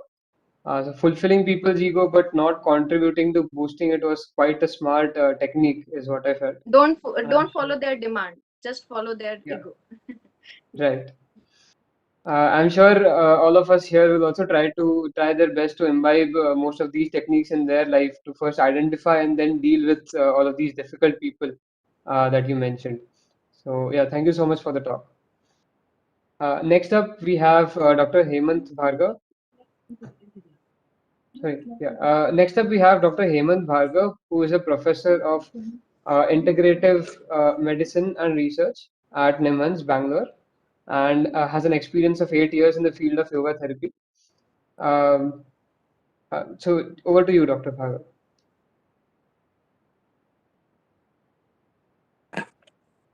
Thank you very much, Mr. Siddharth. So at the outset, first of all, I would like to thank Dr. Ketki Bapat from the Office of the Principal Scientific Advisor to Government of India. I'm also thankful to Ministry of Health and Family Welfare and CDAC, and my hello to all the friends from IIT Mumbai. I am Dr. Hemant Bhargav. I am working as assistant professor in a newly established Department of Integrative Medicine at NIMHANS. This is first such initiative where the traditional systems of medicine have come together hand in hand with the modern system in a tertiary care mental health government hospital in Bangalore. I'm also thankful to previous speakers who have nicely, set up the stage for me to talk about the role of yoga as a coping strategy. Now, all of you understand what stress means and how, it is important to be self-aware. Especially Dr. Umesh has nicely brought out, the points which will be very helpful for my talk. And then at the end, I would also like to teach you a 10-minute technique, that can be helpful in reducing the stress levels. So this is a Delphi's performance versus pressure graph.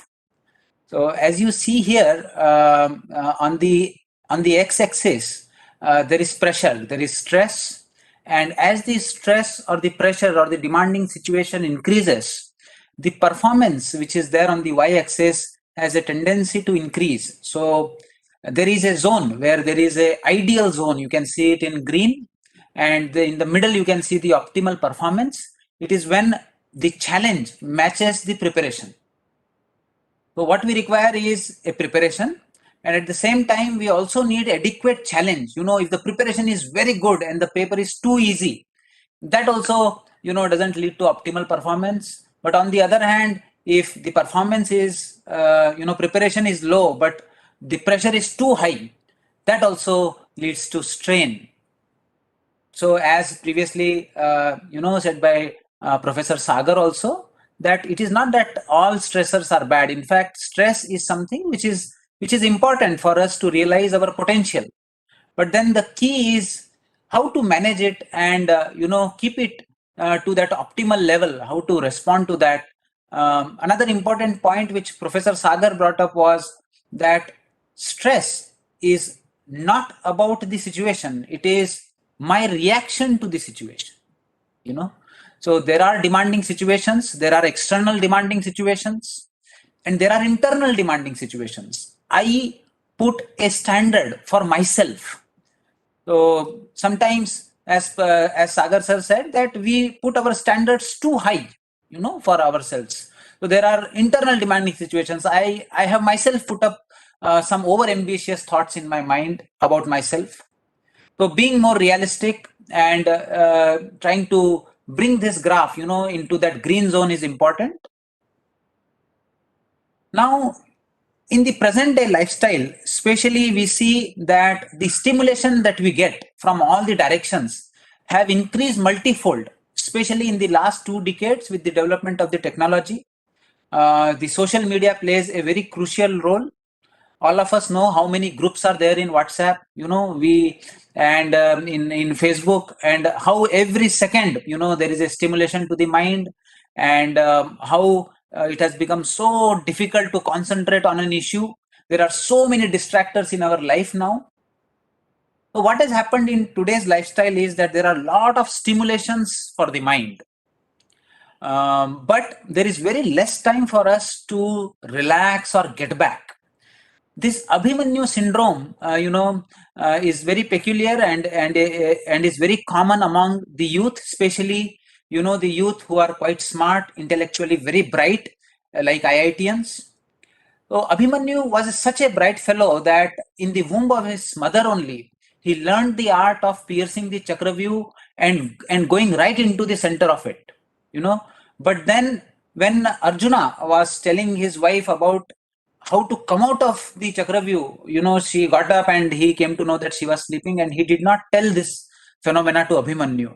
And the situation in the war was such that there was nobody who could even pierce, that Chakravyuh. So Abhimanyu got up, his father was away fighting with another enemy, and then he pierced the Chakravyuh and went flawlessly right into the center of the Chakravyuh. But then there, he did not know how to come out of it, and he perished. In the same way, all of us are intellectually very bright. We can debate. You give us any kind of issue, we can go right into the very depth of the issue. We can analyze things very, very, very deeply. We can go to the right core of any issue. But the problem here that has happened with us is we do not know how to come out of it. So there are certain aspects in life, where the analysis works. The analytical part of our personality is very good in solving mathematics, in solving practical problems of the life, in managing the finances of the life. But when it comes to the relationships of the life, if we apply same analytical principles, we get up into this Abhimanyu syndrome. Because there are certain issues in life where analysis or logic doesn't work. It simply needs heart, a non-judgmental heart where you are ready to lose the battle.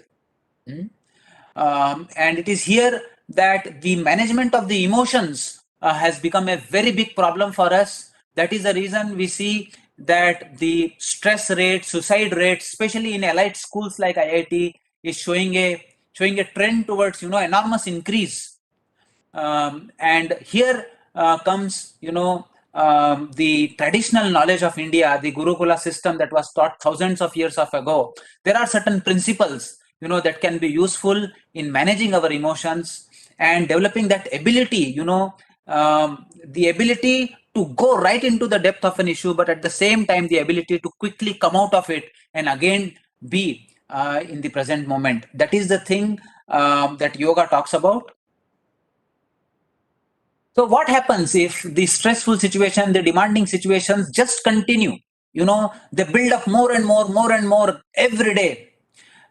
You see, whether it is the academic pressure, whether it is a pressure to survive, whether it is a pressure for job, whether it is a pressure, for managing your relationships, fulfilling everybody's, expectations. We see that as we grow more and more, as we become more and more responsible citizens, that this has a tendency to grow and increase. We have more and more burden on our shoulders. And if there is no active effort, there is no active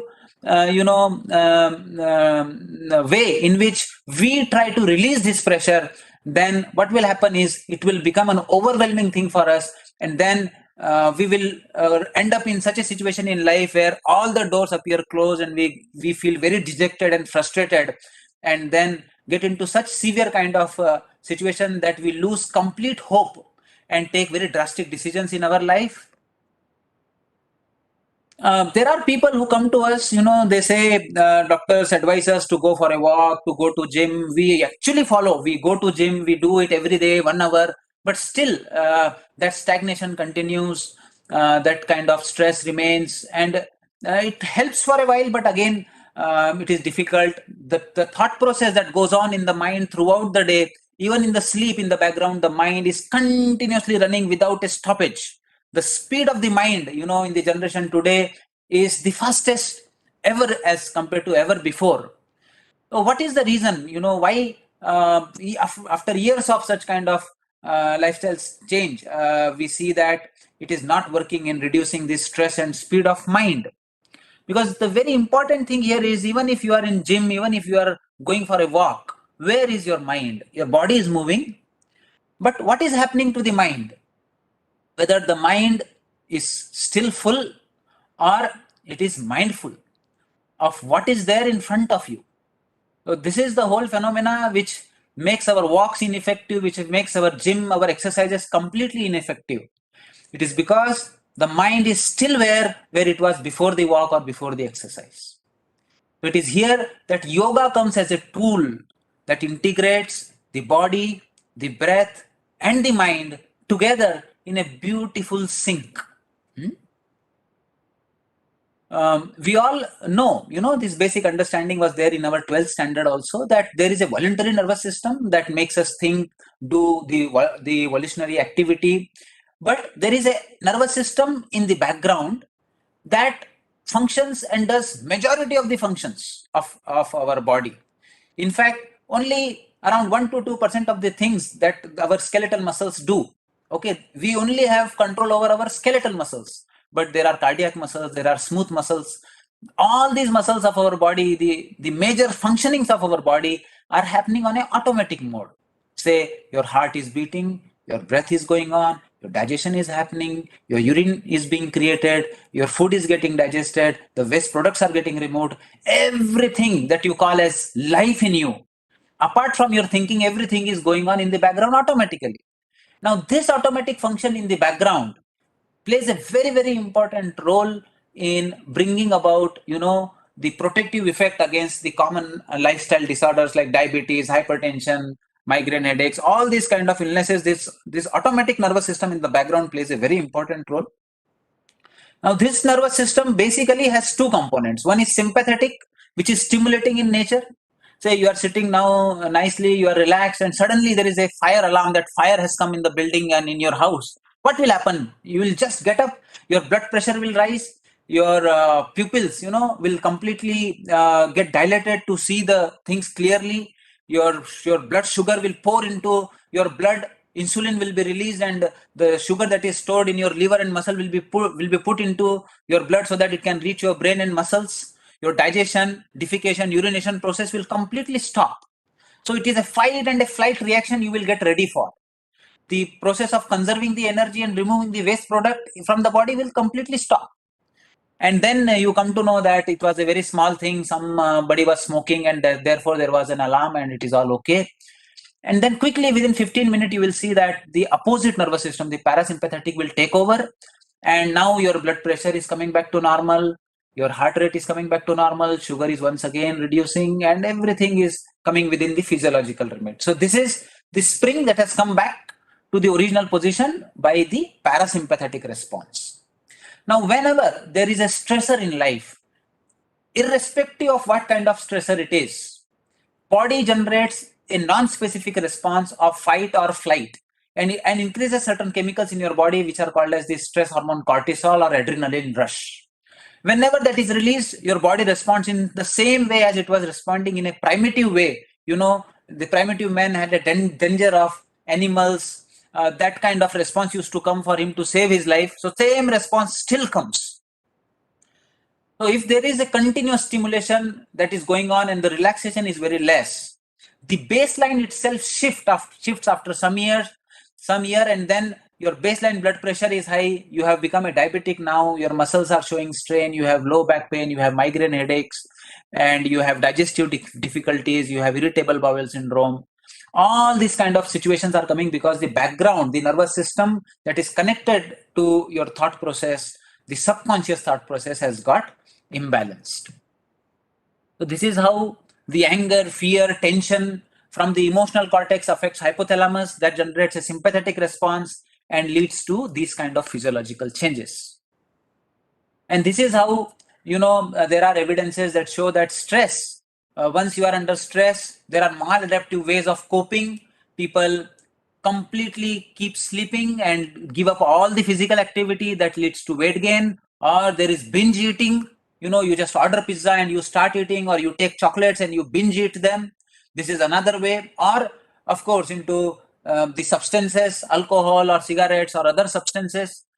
These are all the ways in which maladaptive ways we try to cope from the stressful situations in our life. Ultimately, we all realize that why this all happens is because the mind is running very fast, and the faster the mind runs, the more difficult it becomes to control the mind. If your vehicle is running at a speed of 20, 40, you can easily put the brake. But if it is at the speed of 90, 100, you will find it difficult to put the brake or turn the vehicle in a certain direction. So with speed, there is narrowing of the focus, the mindful aspect completely goes away, and that prevents, that causes the clouding of the mind and then prevents the discrimination power from manifestation. So there are sufficient evidences that show that stress reduces the tendency to do physical activity, makes you more prone for excessive food intake, or leads to drug addiction. Now the other aspect is this 5,000-year-old science of yoga that was mentioned for the first time in Rig Veda has become immensely popular in the last 2 decades.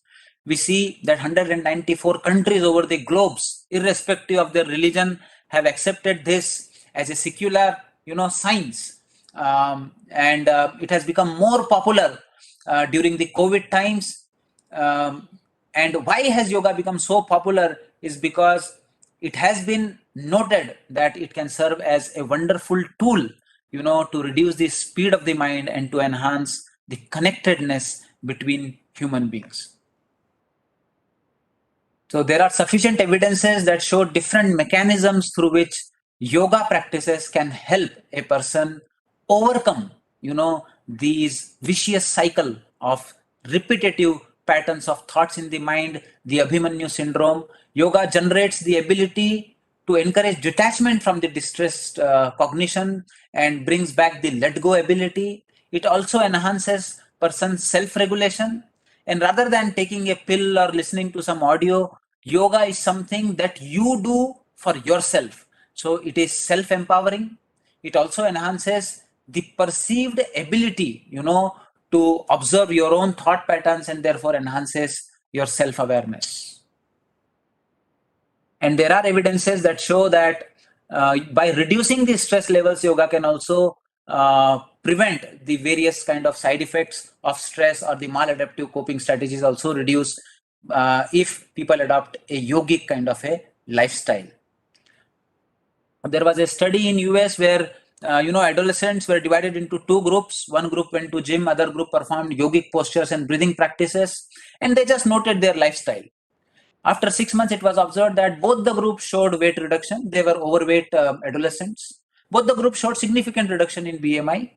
But surprisingly, scientists also observed that in the yoga group, people reported that they started going to bed early, they started getting up early, they reduced consumption of junk food, they started following more healthy kind of a diet. What I mean to say is that there is something inherent in the practice of yoga that connects you to the nature around you, to the cosmos, and brings a natural harmony from within yourself with the nature. So therefore, the whole principle on which the yogic practices are based, I am going to teach you some practices also, is to stimulate for a lesser time, but lead to a deeper relaxation in such a way that the graph slowly starts coming down. Small stimulation at the body level, breath level, and mind level, followed by a deeper relaxation.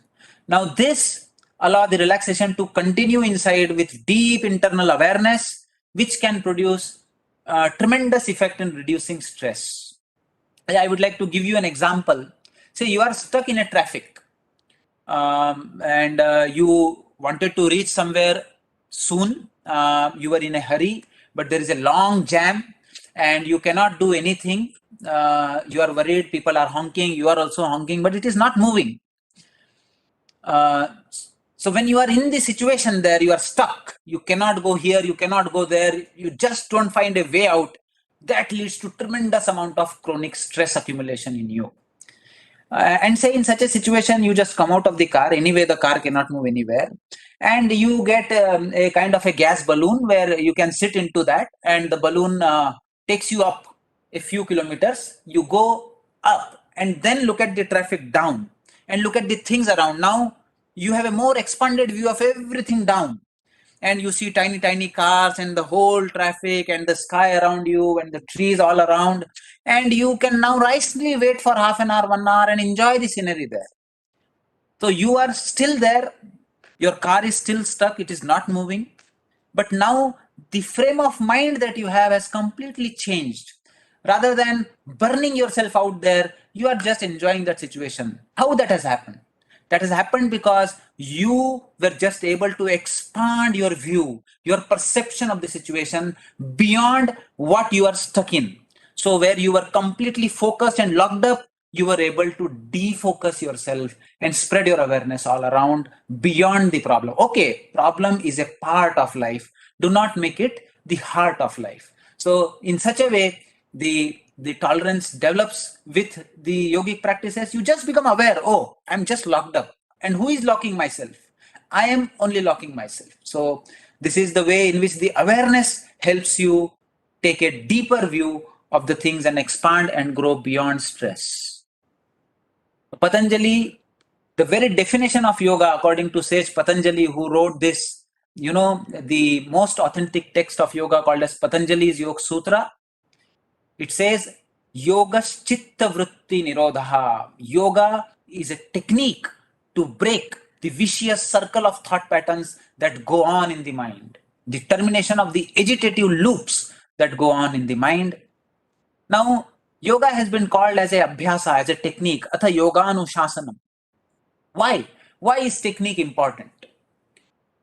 Say, if I give you a box, a box made up of steel, and it has some present inside it, and all the four sides of the box, there are very fine screws, and it has been tightly packed, and it requires a screwdriver which has four kind of mouths where you have to fix it and open it. Then only the screws can open, otherwise not.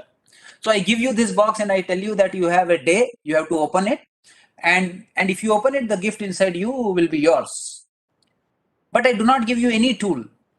Then what will happen? You will just use everything possible to break that box. It is made up of steel. You will throw it from the 10th floor of your building down, then also it won't break. So you do a lot of effort. You may hurt yourself, but it will not open. Even though you may be, be a person who has very strong muscles, who is a bodybuilder, it won't matter here. Whereas a very thin, lean fellow who just has a very small screwdriver with him will be very easily be able to open it and solve the problem. So in the same way, the human mind, the human breath, the human body, their intimate connections, are such intricate that by force, we try many things, but it doesn't work. But if there is a very simple way out, if I give you a tool, say your breath. Now, breath is something which is very, very intimately connected to the mind. In fact, scientists have been able to find out different breathing patterns for different patterns of emotions. When you are angry, the breathing pattern is fast and deep. When you are sad, it is fast and shallow. When you are meditative or when you are in love, it is slow, deep, and harmonious. So the pattern of breath can be used as a tool to bring emotion culturing. So in such a way, a very simple technique, can help solve a very big problem. So Patanjali came up with this 8-limbed approach of behavioral techniques, physical postures, control or management of the sense organs, then focusing and defocusing of the mind. There are various kind of yogic techniques. Some deal with the body, some deal with the breath, some deal directly with the mind, and some basically look at doing nothing and developing a deeper and deeper self-awareness. So for that, there are different schools of yoga. There are schools of yoga based primarily on the asanas, that is Iyengar school. There is a school of yoga based primarily on the breathing practice like Sudarshan Kriya Yoga of Art of Living, or advanced practices of the Isha Kriya, that Shambhavi Kriya. There are practices of advanced meditation or mindfulness like Vipassana. So there are various schools suited for different kind of personalities. And you have to find out in our own way, what suits my personality and use that particular technique. But mind you, all of us will have one particular technique for us, which will be really, which will do wonders for us. But that technique has to be found out by a little bit of exploration. So therefore, Patanjali's Ashtanga Yoga ultimately aims at giving us that calm and peaceful state of mind. This is another research that showed how yoga subjectively works. So even after a single session of yoga, performing it for 30 to 40 minutes, people reported feeling more mindful of the things around them, of the things that are happening in their body and mind. They felt calm and relaxed. People also reported a sense of compassion, not only towards themselves, but towards others, a sense of connectedness. And therefore, people who especially, practice yoga together, even if they don't talk at all, the way they synchronize their breath together, their awareness together, their body together, it leads to something called as the coupling of the consciousness. And people feel a sense of belonging. That leads to better interpersonal relationships. My relationship with myself also improves, and therefore it enhances the well-being outcomes. So this is one of my favorite quotes by His Holiness Dalai Lama. Do not let the behavior of others destroy your inner peace. Now here His Holiness is talking about a freedom that we all have, but we are not aware of it. We all have the freedom of not allowing anybody to disturb our peace. These are our sense organs, and we have the freedom, this is our mind, to not to allow things that we do not want to go inside us. Please become aware of this freedom in you and protect yourself. Protect yourself and be more aware of what you are allowing to enter into your system. Now, I will teach you something more practical, some very simple techniques which in day-to-day life can be helpful for you. We use these techniques throughout the COVID times. Still, we are running these tele-yoga sessions in the morning, 6:50 a.m. to 7:30 a.m. And we found that just by practicing this technique of 10 to 20 minutes kind of techniques, 5 days a week, once a day, 20 sessions per month, people reported that there was a significant reduction in their stress levels. 16% PSA scores came down. There was a 12% reduction in the requirement for painkillers. People also reported that there was around 24% enhancement in the quality of sleep. Over and above that, people reported that their ability to concentrate became better. People felt that their relationships, with their friends, with their family also improved. Now we have people who have been practicing with us for almost 2 years now, and with long-term practice, people even said that their temperament, also is showing a positive change. So this is a technique. I request all of you to please join me and practically feel, the benefit of these very simple techniques which have tremendous impact on your body, breath, and mind. This technique should be done in an empty stomach condition. And please listen to your body. Do not overexert. Although these are very, very simple techniques. So this is a 10-minute yoga capsule for management of stress. So initially the 3 part of it are related to the body. Then the next 2 are related to the breath, and the last one is related to the mind. So I request everyone to please join me.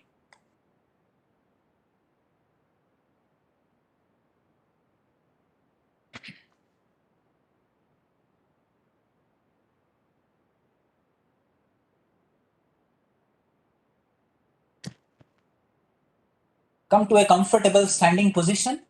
Your legs in line with your shoulders, hands by the sides, relaxed. Just close your eyes. Feel the touch of the ground on your feet.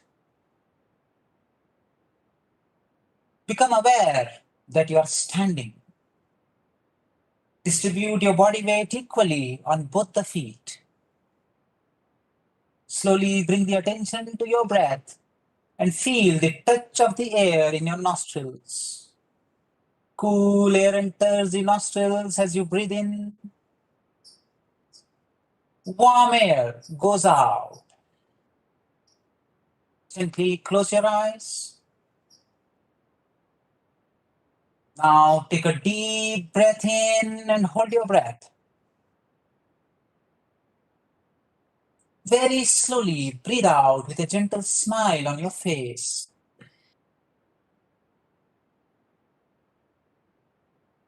As you breathe out, consciously relax all the muscles of your body from the head to the toe. Take a deep breath in. Slowly breathe out and relax.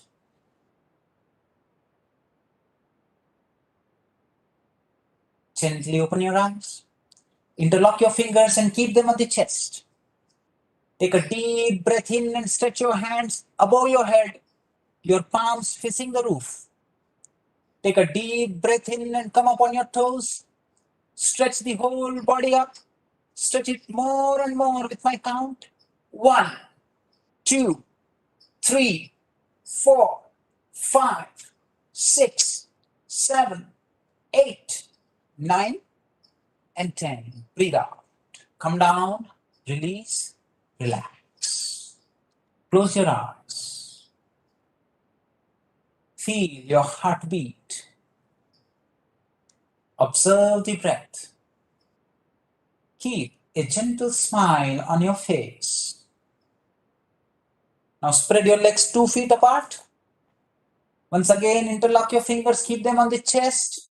Breathe in, raise your hands above your head, palms facing upwards.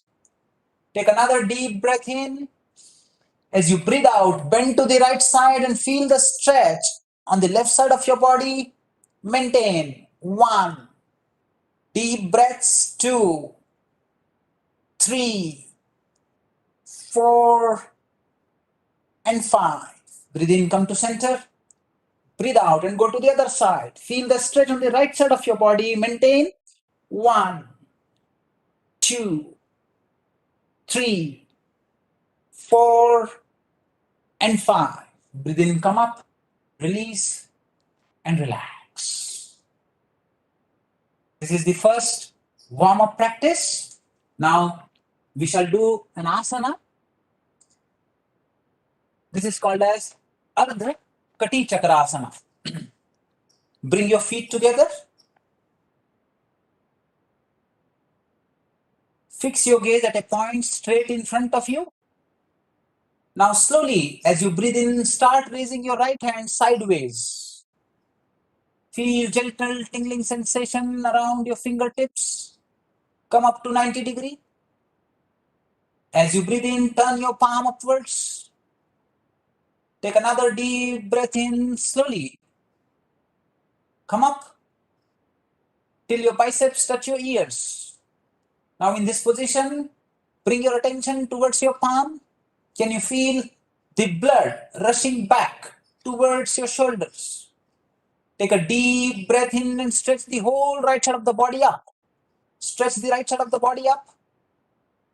Now as you breathe out, keep the left hand loose and bend towards the left side.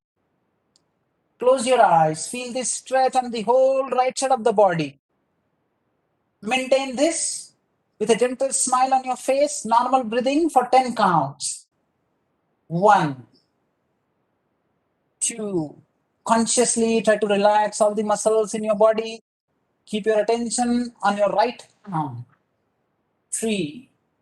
Feel a gentle tingling sensation in your hand.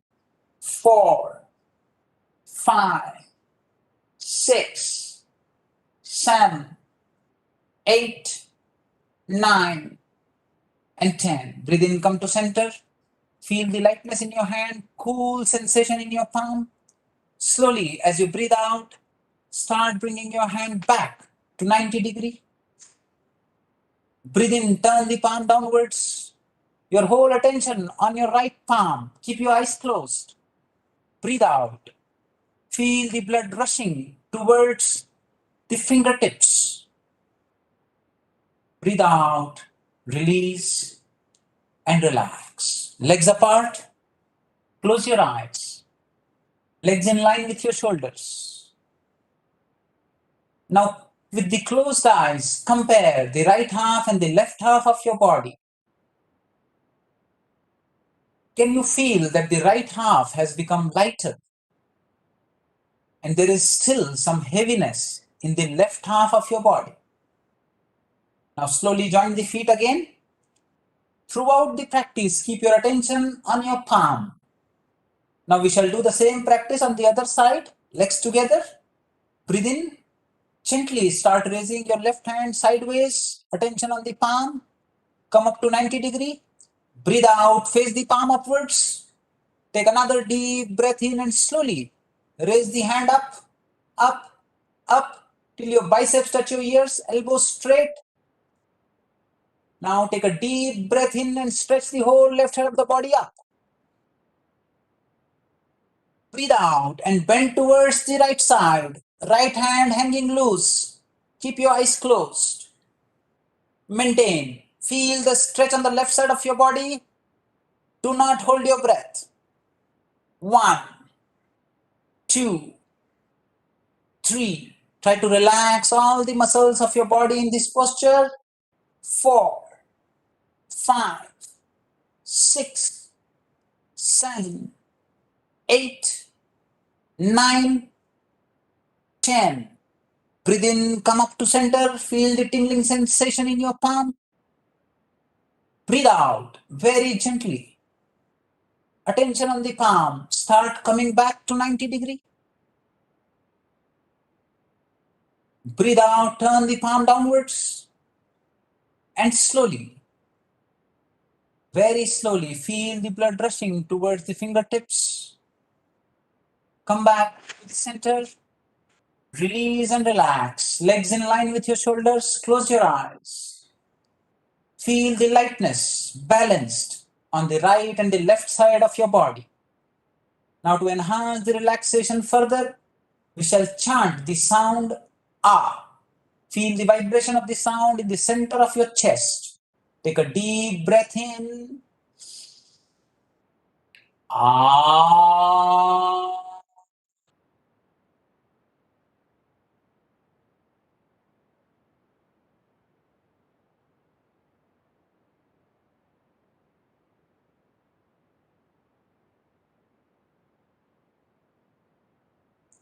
Now after this asana, we are going to do a 1 minute quick relaxation technique, which is called as instant relaxation technique.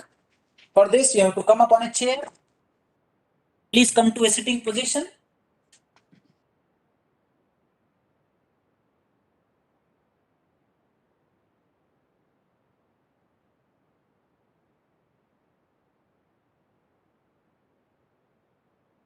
Yes. Now in this position, we have to quickly tighten all the muscles of the body from the toes to the head in 1 minute, and then completely, as I tell you to relax, you have to come back to this position, drop your neck loose, keep your hands on your thighs, palms facing upwards, and be completely relaxed like this. Let us get ready. Spread your legs in front of you, tighten your knee joints, interlock your fingers, stretch them above your head. Now almost you can come to a lying down position like this by raising your buttocks up. Bring your attention to your toes, bend them and tighten. Tighten your ankle joints, pull up your calf muscles, pull up your knee joints, tighten your thighs, squeeze your buttocks. Take a deep breath in and tighten your chest, tighten your abdomen, tighten your back, tighten your hands, clench your teeth, clench your eyes, tighten your forehead, tighten the whole body from your head to the toes. Tighten, tighten, tighten, release and relax. Complete let go. Feel the enhanced microcirculation throughout your body. Feel your heartbeat. Keep a gentle smile on your face and just remain as an uninvolved observer of the changes in your body, in your breath, in your mind.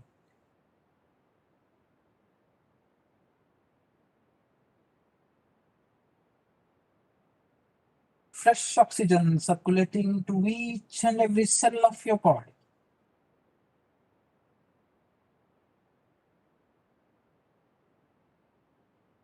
Now we have prepared the body and brought it in the present moment.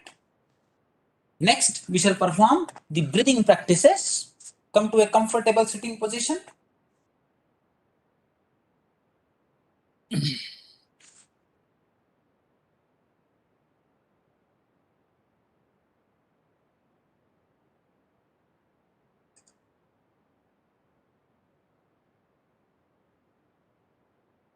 Oh, I'm sorry.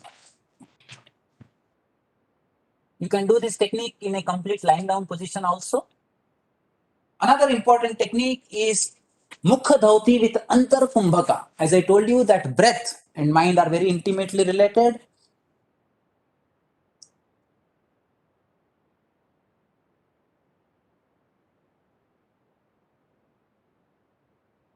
I will just show a very quick demonstration and then we shall all do it together. Please do not practice now. So you have to sit comfortably in Sukhasana or whichever position that you are comfortable in. You can do it on a chair also. Now in this position, you have to hold your knee joints. This practice can instantly bring calmness to the mind and break the vicious cycle of thoughts in the mind. So what you have to do is hold your knee joints tightly with your hands. First, take a deep breath in through your nostrils. Hold the breath completely in your chest. Then breathe out through your mouth. Then take another deep breath in to the brim. Then touch your chin to the chest. This is called as chin lock. Then pull your anal muscles up. This is called as the anal lock. And maintain this as long as you can comfortably. Then when you have to release it, first release the chin lock, then breathe out, and then release the anal lock. And then turn your palm upwards, close your eyes, and just observe your breath. So let us all do this practice together. Mukha Dhauti with Antar Kumbhaka. Hold your knee joints. Take a deep breath in. Breathe out fully through your mouth. Empty your lungs completely. Breathe in again to the brim. Hold the breath.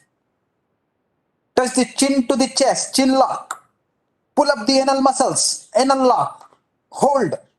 1, 2, 3, 4, 5, 6, 7, 8, 9, 10, 11, 12, 13, 14, 15, 16, 17, 18, 19, 20. Release the chin lock, breathe out, and release the anal lock. Turn the palm upwards. Feel the heat generated in your body. Keep a calm, relaxed face and feel the instant, deep calmness in the mind.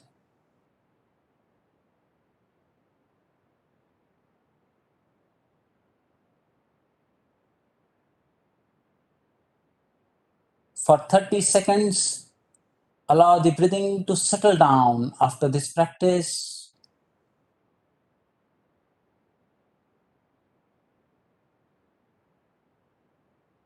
After this, the next practice is the Nadi Shuddhi Pranayama, alternate nostril breathing, a practice with a very powerful impact, on reducing the anxiety and controlling the blood pressure. You have to apply Chin Mudra with your left hand, palm facing upwards, Nasika Mudra with your right hand by bending your index finger and middle finger. Now take a deep breath in and hold your breath inside. Very gently close the right nostril with the right thumb and breathe out from the left. Breathe in from the left. Gently change the nostrils and breathe out from the right.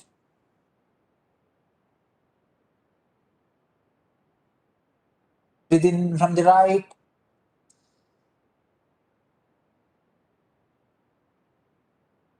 Change the nostril, breathe out from the left.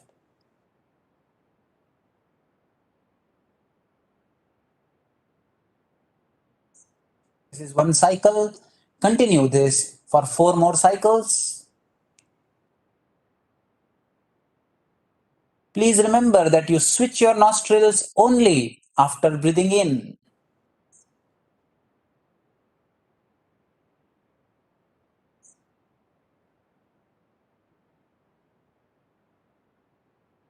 Your attention on the touch of the air in your nostrils. The air you breathe in is slightly cooler than the air that you breathe out.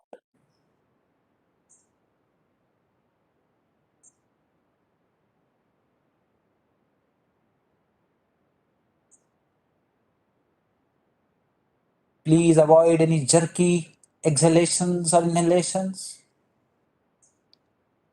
The breath should be so gentle that even if I keep a feather of a bird at the tip of your nostrils, with your breath, it should not flicker.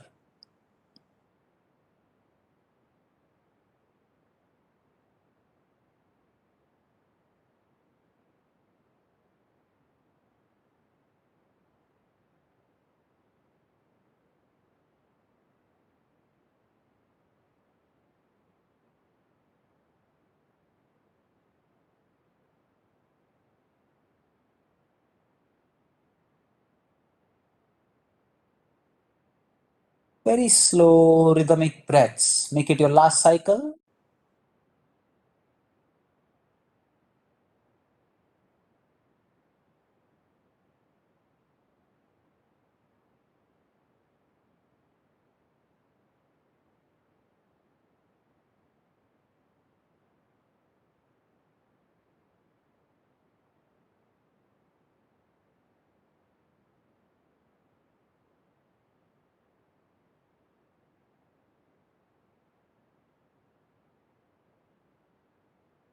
Release and relax. Feel the balance in both the nostrils, the flow of the air, openness in your chest. Dear friends, this is a very, very simple technique to control your anxiety and blood pressure. Just do it for 5 minutes in the morning, 5 minutes before you go to bed. The last technique, another very useful relaxing technique, is called as the humming breath, the Bhramari Pranayama. To sit comfortably, and then with your thumb, close your ears, and with your hands, just cover your eyes. Do not press on the eyeballs, press on the bone around the eyes, the orbital bone, in such a way that there is no light entering your eyes. Keep your eyes closed, and now touch your tongue gently to the upper palate.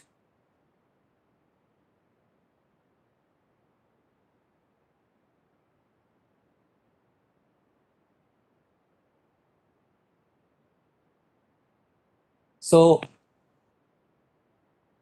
tongue has to be touched, the tip of the tongue should touch the upper palate, and the mouth should be gently closed.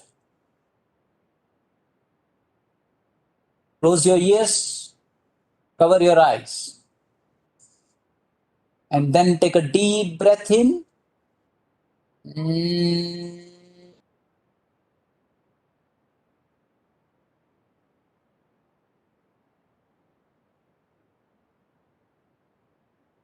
Feel the massaging effect of the practice in your brain.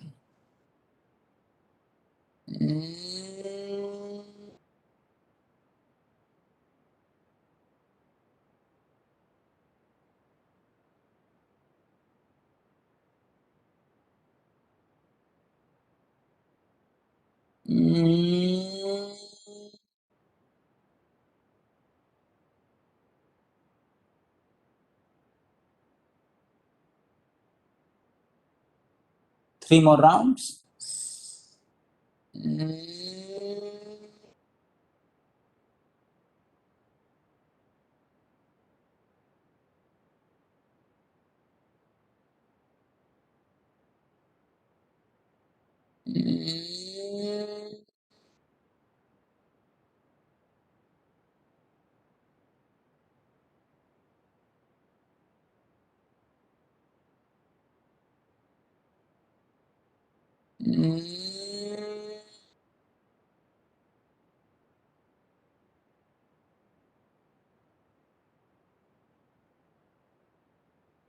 This is another practice that can help improve the quality of sleep and reduce the blood pressure. It means manage the blood pressure.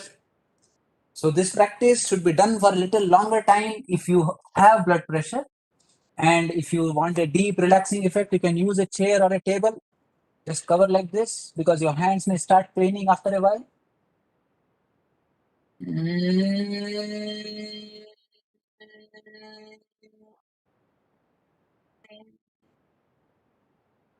So patients who have severe social anxiety also showed very good improvement by performing this nostril breathing and the humming breath. People also report better control over their impulsive behaviors and anger by performing these very simple techniques. So, towards the end, just sit relaxed, keep your right palm on the left palm in your lap, close your eyes, and just observe the incoming and outgoing breath without interfering with it.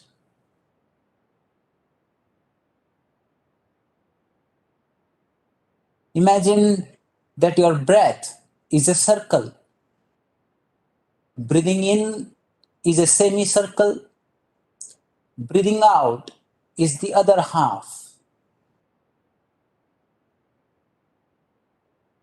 Just become aware of the 2 points where these 2 semicircles meet. After breathing in, before you breathe out. After breathing out, before you breathe in. Just be with the circle of breath without interfering with it. Non-judgmental, choiceless awareness. Let the thoughts come and go. Let the sounds in your surroundings come and go. Just be with the circle of breath. Doing nothing. Uninvolved. No attraction to anything. No repulsion to anything. Just be a neutral witness.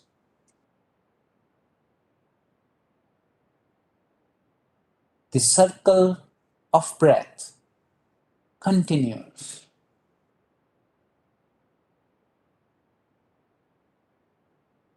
Remain aware of the points where you are breathless, where the semicircles meet.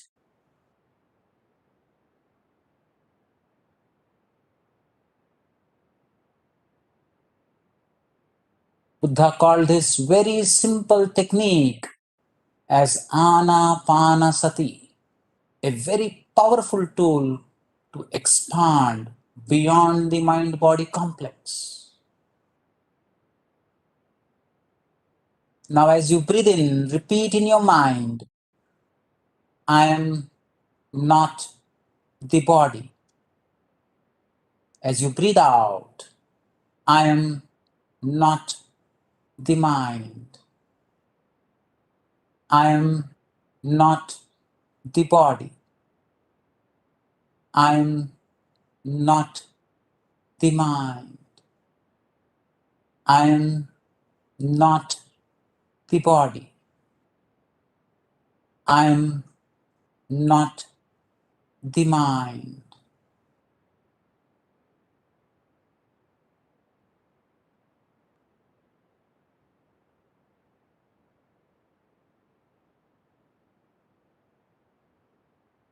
Once again, bring the awareness back to your breath. Feel your mudra in your hands. Feel the touch of the ground on your body.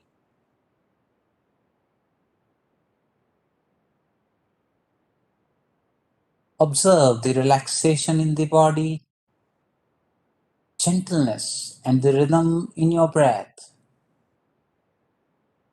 calmness and expansion in the mind. Try to maintain this mindfulness throughout the day. Gently adapt Namaskar Mudra. Let us end the session with a prayer. Om Sarve Bhavantu Sukhinah Sarve Santu Niramaya Sarve Bhadrani Pashyantu Ma Kaschit bhag bhave. Om Shanti Shanti Shanti. This is a prayer for universal well-being from the Vedas. It means, may all creatures in this universe be happy. May all be healthy. May we see auspiciousness all around us. May no one suffer. Om, peace, peace, peace. Gently rub your hands together and give the warmth to your face, head, ears, and the neck.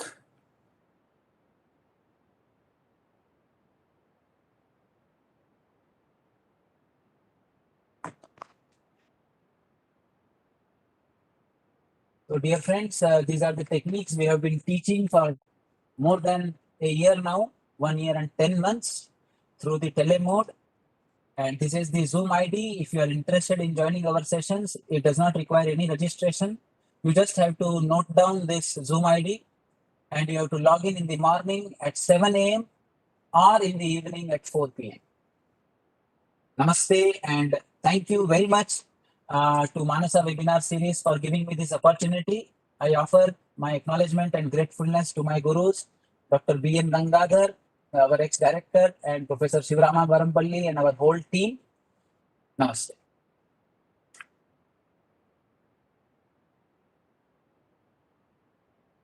Thank you so much, Dr. Bhargav, firstly for the amazing presentation at the beginning, and then the yoga techniques that you taught. All of them were pretty relaxing, and I hope all our friends here and who are watching from home all have practiced the same with us. So thank you so much for this amazing experience. So yeah, I think we are running quite behind schedule. So if Dr. Bapat wants to add a few words as a closing note or something, and then we can probably end the session. No, I don't have to say such a marvelous session. I don't want to speak either. Only one thing is that any questions or anything has come to you, then we can take up to the experts. That's all. And I would like to just say wholeheartedly thank you for all for making this session lively. That's all from my side. And we'll keep continuing with better, some more things in mind. But if any questions are there for the expert, you may like to read out and see. Thank you.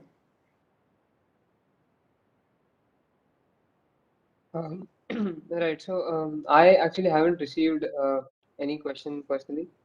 So if there's anyone else who has received any questions from the CDAC team, then they can take it up.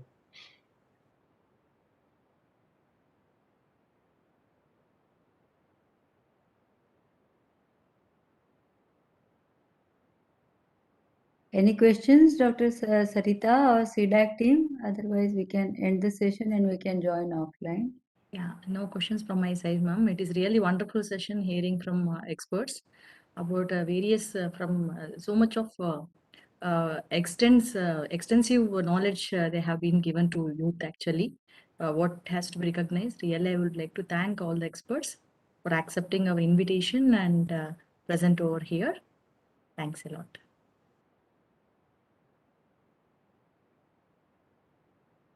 Okay. Yeah, all right. I think we can end the session then. Thank Maybe you. your dean, Dean, Sir Dr. Kundu wanted to say something. Thank you very much. Thank you very much to all of you for accepting our invitation and giving such a wonderful talks, presentations, and sharing the knowledge. Thank you very much. Thank you very much.